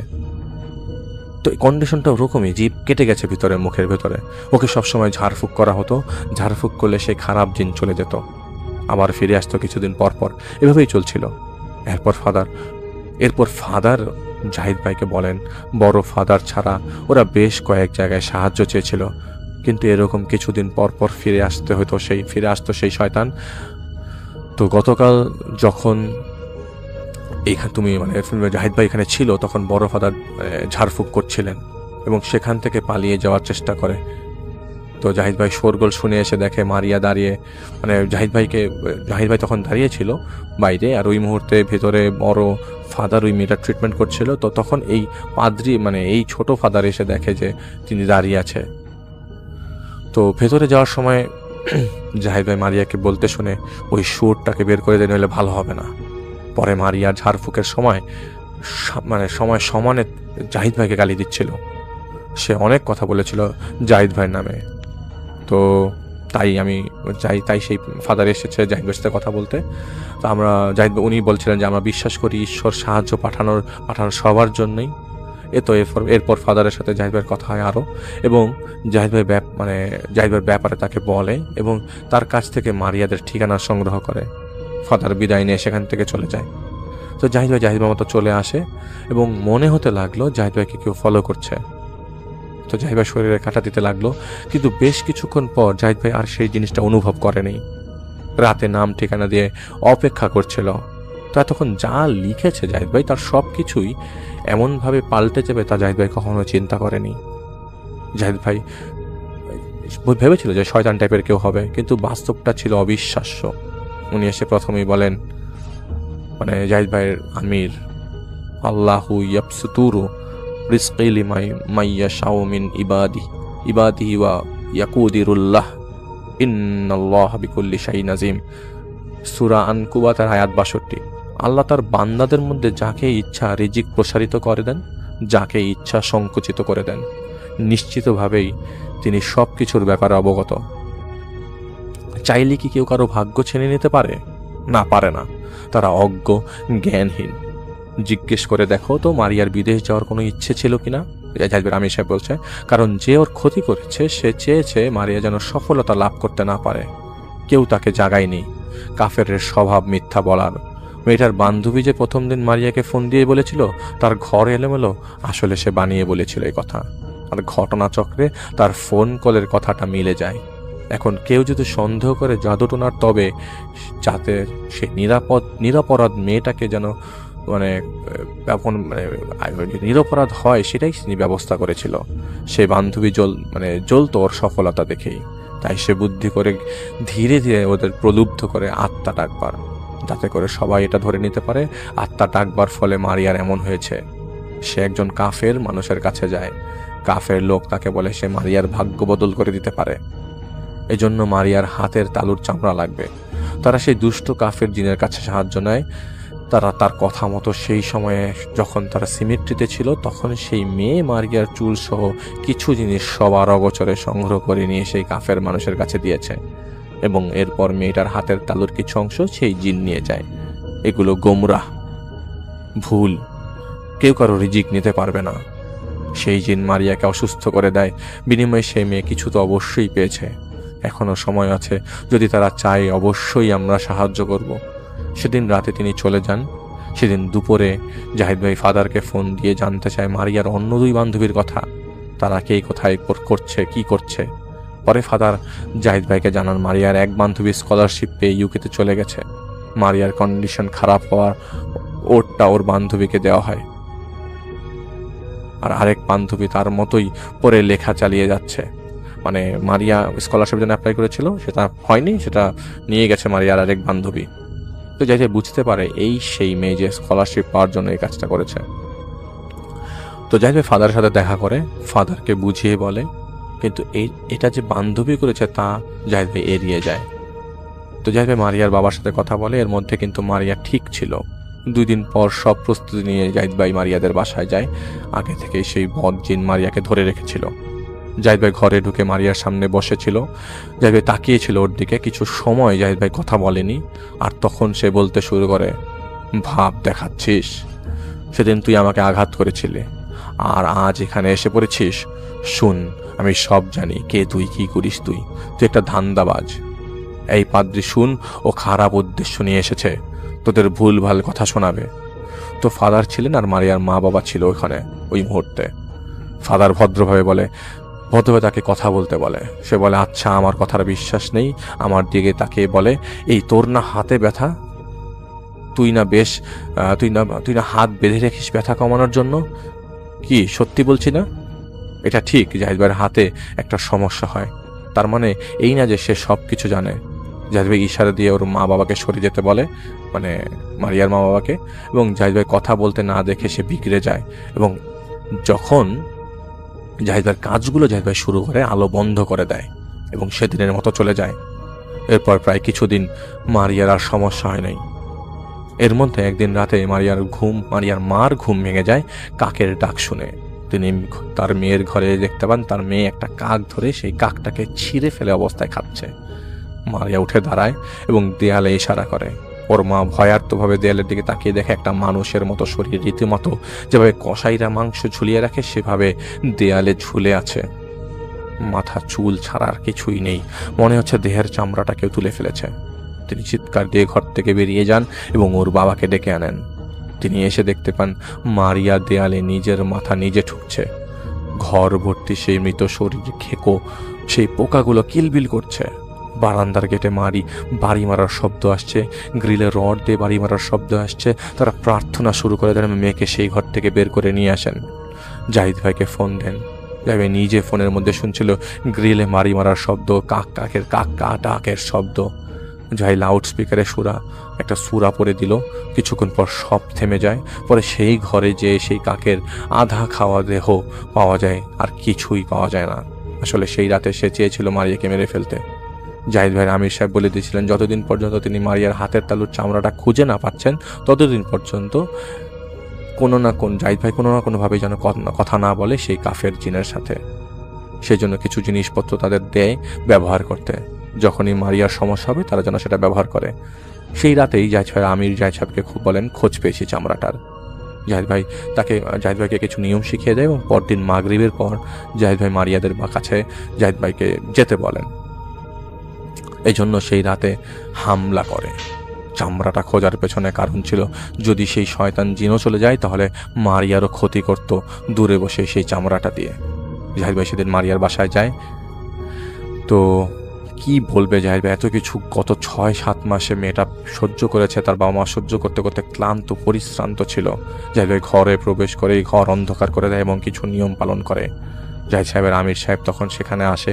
মারিয়া অন্ধকারে আবছায়ার মতো জাহিদ সাহেব আমির সাহেবকে দেখছিল। সে জাহিদ ভাইকে এটা বলার পর তাকে অভয় দিল, বলে উনি ভালো লোক, ভয় করতে হবে না, মনে বিশ্বাসের জোর আনুন, শয়তান কখনোই সফল হতে পারবে না। তবে ওর মা বাবা এবং সেই ফাদার তখন উপস্থিত ছিল সেই জায়গায়। জাহিদ ভাই আমির সাহেব কিছু করছিলেন যার জন্য সেই কাফের জিন এসে বলছিল যন্ত্রণা দিস না, সইতে পারছি না। তখন আমির সাহেব তাকে বলে, আজ তুই সব কিছু বলবি, কি কি করেছিস সব কিছু। যদি না বলিস তবে এমন শিক্ষা আজ পাবি যা তুই কল্পনাও করিসনি। আসলে আমির সাহেবের কথা জাহিদ ভাই ছাড়া আর কেউ শুনছিল না। ওই মারিয়ার মধ্যে থাকা জিনের কথা শুনছিল, কিন্তু তারা অনুভব করছিল আরও কেউ সেই ঘরের মধ্যে আছে। অনেক কষ্ট দেওয়ার পর সে বলতে শুরু করে, আমি বৈরাগী, ধীরেন কবিরাজকে আমি দীক্ষা দিচ্ছি 7 বছর ধরে। ধীরেন আমাকে বলেছে ওর ভাগ্য ওর বান্ধবীর সাথে ওদল বদল করে দিতে। ওর বান্ধবীর নাম শিলা, বিদেশে চাকরিটা যেন মারিয়ার না হয়ে ওর যেন হয়ে যায়। বিনিময়ে আমাকে 6টা ছাগল দিয়েছিল, কিন্তু সুযোগ পাচ্ছিলাম না। তাই আমি বলেছিলাম ওকে মরা দেহ পোতার জায়গায় গোধূলি লগ্নে নিয়ে যেতে। লগ্নের সময় ওর চুল, হাতের পরশ লাগা কাপড়, জামার সুতো নিয়ে আমাকে দিতে বলেছিলাম। এটা বলতে বলতে হাসতে লাগলো, বলল এখন দেখ পাল্টে দিয়েছি সব কিছু। তখন কিছুক্ষণ আমির সাহেব সূরা বাকারা পড়তে পড়তে ওকে চাবুক দিয়ে মারি দেন। এক একটা চাবুকের শব্দটা জাহিদ ভাই সবাই শুনেছিল। আমি সূরার নাম বলতে চাচ্ছিলাম না, তারপরও বলে দিলাম। পরে একটা জায়গায় কথা বলে। এরপর আরও কিছু জায়গা কাজ করা হয় এবং সেই কাফের চলে যেতে বাধ্য হয়। আমির সাহেবকে জাহিদ ভাই বলতে শুনেছিল, চলে যা, যত দূরে যেতে পারিস। তোর এবং তোর ইনসানির সাথে তোদের আল্লাহ বিচার করবেন। তোদের শরীর পচে যাবে, খুলে পড়বে তোদের শরীর আব্রাহার মতো। তোরা বেঁচে থাকা অবস্থায় যন্ত্রণায় ভুগবি, জিল্লাতের মৃত্যু হবে তোদের, ধ্বংস হবি তোরা, হতেই হবে। বেরিয়ে যা বলে তিনি চাবুক ঘোরাতে শুরু করেন। সেই জিন সারা জীবনের জন্য চলে যায়। এরপর থেকে মারিয়া সুস্থ হয়ে স্বাভাবিক জীবনে ফিরে আসে। সেই কাফের মুখের কথা শুনে ওর বাবা মা এবং সেই ফাদার অবাক হয়ে গিয়েছিল। জাহিদ ভাই তাদের বুঝিয়েছিল সেগুলো নিয়ে ঘাটাঘাটি না করতে। এত কিছুর মধ্যে জাহিদ ভাই একবারও একটা কথাও জাহিদ ভাইয়ের জিনের সাথে কথা বলেনি। অভাবনীয় ক্ষতি এসে করেছে তার বান্ধবীর। কেউ কারো ভাগ্য খারাপ করতে পারবে না বা বদল করতে পারবে না। এটা কুফর, এটা ভুল। নিজ প্রচেষ্টায় অগ্রসর হতে হয় আমাদের। তো জাহিদ ভাই জানে না তার বান্ধবী কেমন আছে, আর তাদের বাড়াবাড়ি করতেও দেয়নি। পরে মারিয়া দেশের বাইরে আরেকটা চাকরি পায়। তার বাবা মা তাদের মেয়েকে নিয়ে দেশের বাইরে পরে চলে যান। তো জাহিদ ভাই একটা মেসেজ দিয়েছে যে খারাপ কাজ করে যদি মনে করেন জিতে গিয়েছেন, তবে বলতে যাই আপনি জেতেননি, নিজেকে খারাপদের দলে অন্তর্ভুক্ত করে নিয়েছেন। আল্লাহ সব দেখেন, আল্লাহ সব জানেন। এটাই ছিল জাহিদ ভাইয়ের প্রথম স্টোরি। আশা করছি আপনাদের ঘটনা ভালো লেগেছে।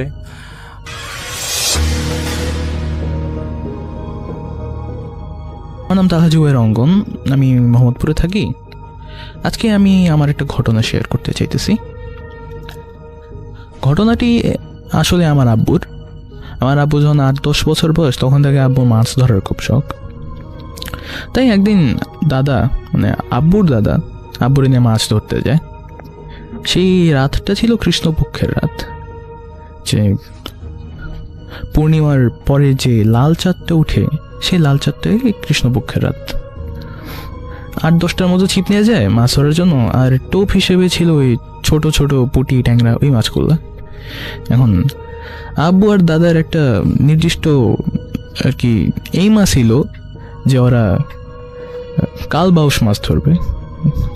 তো এই জন্য এখন তারা একটা ঢিবির মতো জায়গা সিলেক্ট করে, ওখানে একটা দিঘি আছে, সেই দিঘিটার ওইখানে ঢিবির মতো জায়গা সিলেক্ট করে ওইখানে সে ছিপগুলো গাড়ি দিয়ে ওইখানে টোপ বসায় দেয় ছিপের মাথায় দিয়ে ছেড়ে রাখছে। তার একটু দূরেই যায় সেরে ওখানে ছাউনি পাইতে আব্বু দাদা বসে আছে। এখন নর্মালি রাত্রেবেলা এই দিঘিতে অনেক মাছ ধরা পড়ে, কিন্তু সেই দিন রাতে কোনো মাছই ধরা পড়তেছে না। 2-3 ঘন্টা পার হয়ে যাওয়ার পরে তখন মাছ যে ছিপে আটকাইছে সে শব্দ শোনা যেতেছে, মাছ ছটফট করতেছে। না আব্বু দাদা দুইজনই আগ্রহিত উঠে যায়, সেটা দেখে যে ছিপে কোনো মাছ নেই। মানে হাত দিয়ে কেউ যদি অতি সন্তর্পণে সরায় নেয় যেরকম হবো ওইরকম অবস্থা। এরকম কতক্ষণ হইতে থাকলো দাদা প্রথমে বুঝে নেই, আব্বু তো ছোট মানুষ, তখন আব্বু এত কিছু খেয়াল করতেছে না। আব্বু ভাবতেছে মাছ হয়তো টোপটা খায় পালাই যেতেছে। এরকম কিছুক্ষণ চলার পরে দাদা খেয়াল করে যে কি হইতেছে। তখন আর কি দাদা আব্বুরে বলে যে থাক বাবা, আজকে আর মাছ ধরা পড়বো না, ওই বাদ দাও। কেন দাদা মাছ ধরা পড়বো না কেন? আব্বু জিজ্ঞেস করতেছে। ওই তুমি ছোট মানুষ, তোমার এখন আমরা করে বুঝায় বলতে পারবো না, তো আজকে আর মাছ ধরা পড়বো না, ফজরের আজান দিলে যাবো আমরা সব কিছু নিয়ে, ঠিক আছে? আব্বু আর কি একটু মন খারাপ করে বসে থাকে। আচ্ছা ঠিক আছে দাদা। এখন সারাদিন কাজকর্ম করার পরে আব্বুর দাদা অনেক ক্লান্ত হয়ে গেছিল। নর্মালি খুব শক্তিশালী মানুষ হইল, সে ক্লান্ত হয়ে গেছে। সারাদিন গ্রামের লোকজন অনেক কাজকর্ম করে, তো সুবে সাদিকের আগে সুবে কদরের সময় দাদা আর কি ঝিমায় পড়ে। এই সুযোগে আব্বু ভাবতেছে যে মাছের ছিপগুলো আরেক বাজায় দেখে আসি, যদি একটা মাছ ধরতে পারি। তা তো মাছ ধরার শখ আগের থেকে, মাছ ধরেই যাবে তার ইচ্ছা। পরে গেল ছিপের কাছে, ছিপের একটু কাছে যায়, সেটা দেখে যে ছিপটারে ঘিরে দিঘির পারে একটা কুয়াশা জমে আছে। এটা খুবই অস্বাভাবিক লাগে আব্বুর কাছে, কারণ কার্তিক মাসের প্রথম দিকে কখনো কুয়াশা হওয়ার কথা না, সেই সময় অত অ্যাকচুয়ালি গরম থাকে মোটামুটি এরকম। সে দূরের থেকেই দাঁড়ায় সে আর কি আর একটু কনসেন্ট্রেট করে দেখতেছে যে ব্যাপারটা কি, কাছে যাওয়ার এরকমভাবে সাহস হইতেছে না। তো তখন আর কি খেয়াল করে যে সেই কুয়াশার মাঝখানে একটা অবয়ব দাঁড়ায় আছে মানুষের মতো দেখতে, কিন্তু সেই অবয়বটা প্রচণ্ড লম্বা, এত লম্বা যে আব্বু উপরের দিকে তাকায় সেটা মাথা দেখতে পারতেছে না, এরকম লম্বা। আব্বু তো তখন বেশ ভয় পেয়েছে, সে ব্যাপার কি, এটা কি জিনিস আসলো কোথেকে আবার। তো ওই সময় গ্রামের লোকজন তো নর্মালি এইসব বিষয় শুনে অনেক কথাবার্তা বলে যে ভূত বা জিন প্রেতের কখনো পা মাটি ছয় না, এরকম কথাবার্তা সবসময় থাকে। আব্বু ওই সেই অবয়বটা পায়ের দিকে তাকায়, তাকে দেখে যে ওইটা মাটিতে পা ছুঁইতেছে না। এই সময় আব্বু এইবার বেশ রীতিমতো ভয় পায়। সে যখন উপরের দিকে আবার চেহারা দেখার জন্য মাথা তুলে তাকাইছে, তখন দেখে যে সেই অবয়বটা আব্বুর দিকে ঘাড় ঘোরায় তাকাইলো, চোখগুলা আগুনে ফুলকির মতো জ্বলতেছে আব্বুকে দেখা। মাথা সেই লম্বা দাঁড়ায় থাকা অবস্থা থেকে ঘাড় কুজো করে আব্বুর দিকে আগায় আসে। আব্বু যে ভয় পাইতেছে জিনিসটা দেখা, এটা যেন সেই প্রেতটা বুঝতে পারে বেশ উপভোগ করতেছে। আব্বু তো তখন চিনছে যে এই টাইপের প্রেতগুলারে পিশাচ বলে। এখন কাছে যখন আসতেছে এটা দেখে আব্বু তখন আর কি উল্টা ঘুরে দেয় দৌড় দিয়ে যায়, সেরে দাদার সঙ্গে ধাক্কা খায়। দাদা তখন তদন্ত হয়ে জায়গায় উঠে সেরে তাকায় দেখে যে সেটা ওই পিশাচটা। এখন এখানে বলে রাখা ভালো যে আমার আব্বুর দাদা অনেক ইউনিক একটা জাতের মানুষ ছিলেন। ওই সময় ওই এলাকায় তাকে অনেক সম্মানের সময় করতো, আর তার অনেক বিষয় আসা জ্ঞান ছিল। সেও বেশ পটু মাছ ধরার লোক আর কি। এখন আব্বু আমারে বলছিল যে এই অবয়বটার সাথে দাদার নাকি আগেও পরিচয় হয়েছে মাছ ধরতে যাই এই জায়গাতে। তখন দাদা আর কি ওটার দিকে ঘুরে সেরে জোর গলায় বলে যে তুই আবার আসছো, সে এনে শেষবার তোরে ছেড়ে দিয়েছিলাম, তোর ভালো লাগেনি না, এবার তুই আমার নাতিরে ভয় দেখাইতে আসছোস। এই কথাটা শুনে ওই পিশাচটার মনে হয় মানে বেশ রেগে গেল। রেগে সেরে হাত পা নড়ে সেরে মানে কাছে যাওয়ার চেষ্টা করতেছে, হাত পা ওর দিকে ছুঁড়ে দেওয়ার চেষ্টা করতেছে। কিন্তু দাদা ততক্ষণে আবার অনেকগুলো সুরা পরে ফু দিতেছে, যে ফু দেয় জিনিসটা আবার পিছায় জায়গা। এরকম কতক্ষণ চলতেছে। একটা সময় মানে পতাকা যেমনি করে বাতাসে ঠাস করে নড়ে, ওইরকম নড়তে জিনিসটা পানিতে মনে হয় ডুব দিল। এটা উদ্ধার সঙ্গে সঙ্গে তো দাদা আব্বুর হাত ধরছে, আব্বু দাদার কাছেই দাঁড়ায় ছিল ভয় পায়, ধরে চলে যেতে পিছন দিকে ঘুরে দেখে প্রায় 10-15টার মতো কালো ছায়া মানে মাটির থেকে যেন উঠে দাঁড়াইছে, এরকম ভাবে ছায়াগুলো দাঁড়াইছে আব্বুর ঘেরা, আব্বু আর দাদার ঘেরা। তখন তো বুঝতে পারে যে এবার বেশ বিপদে পড়ছে, আগে থেকেও শক্তিশালী হয়ে গেছে এই পিশাচটা এবার।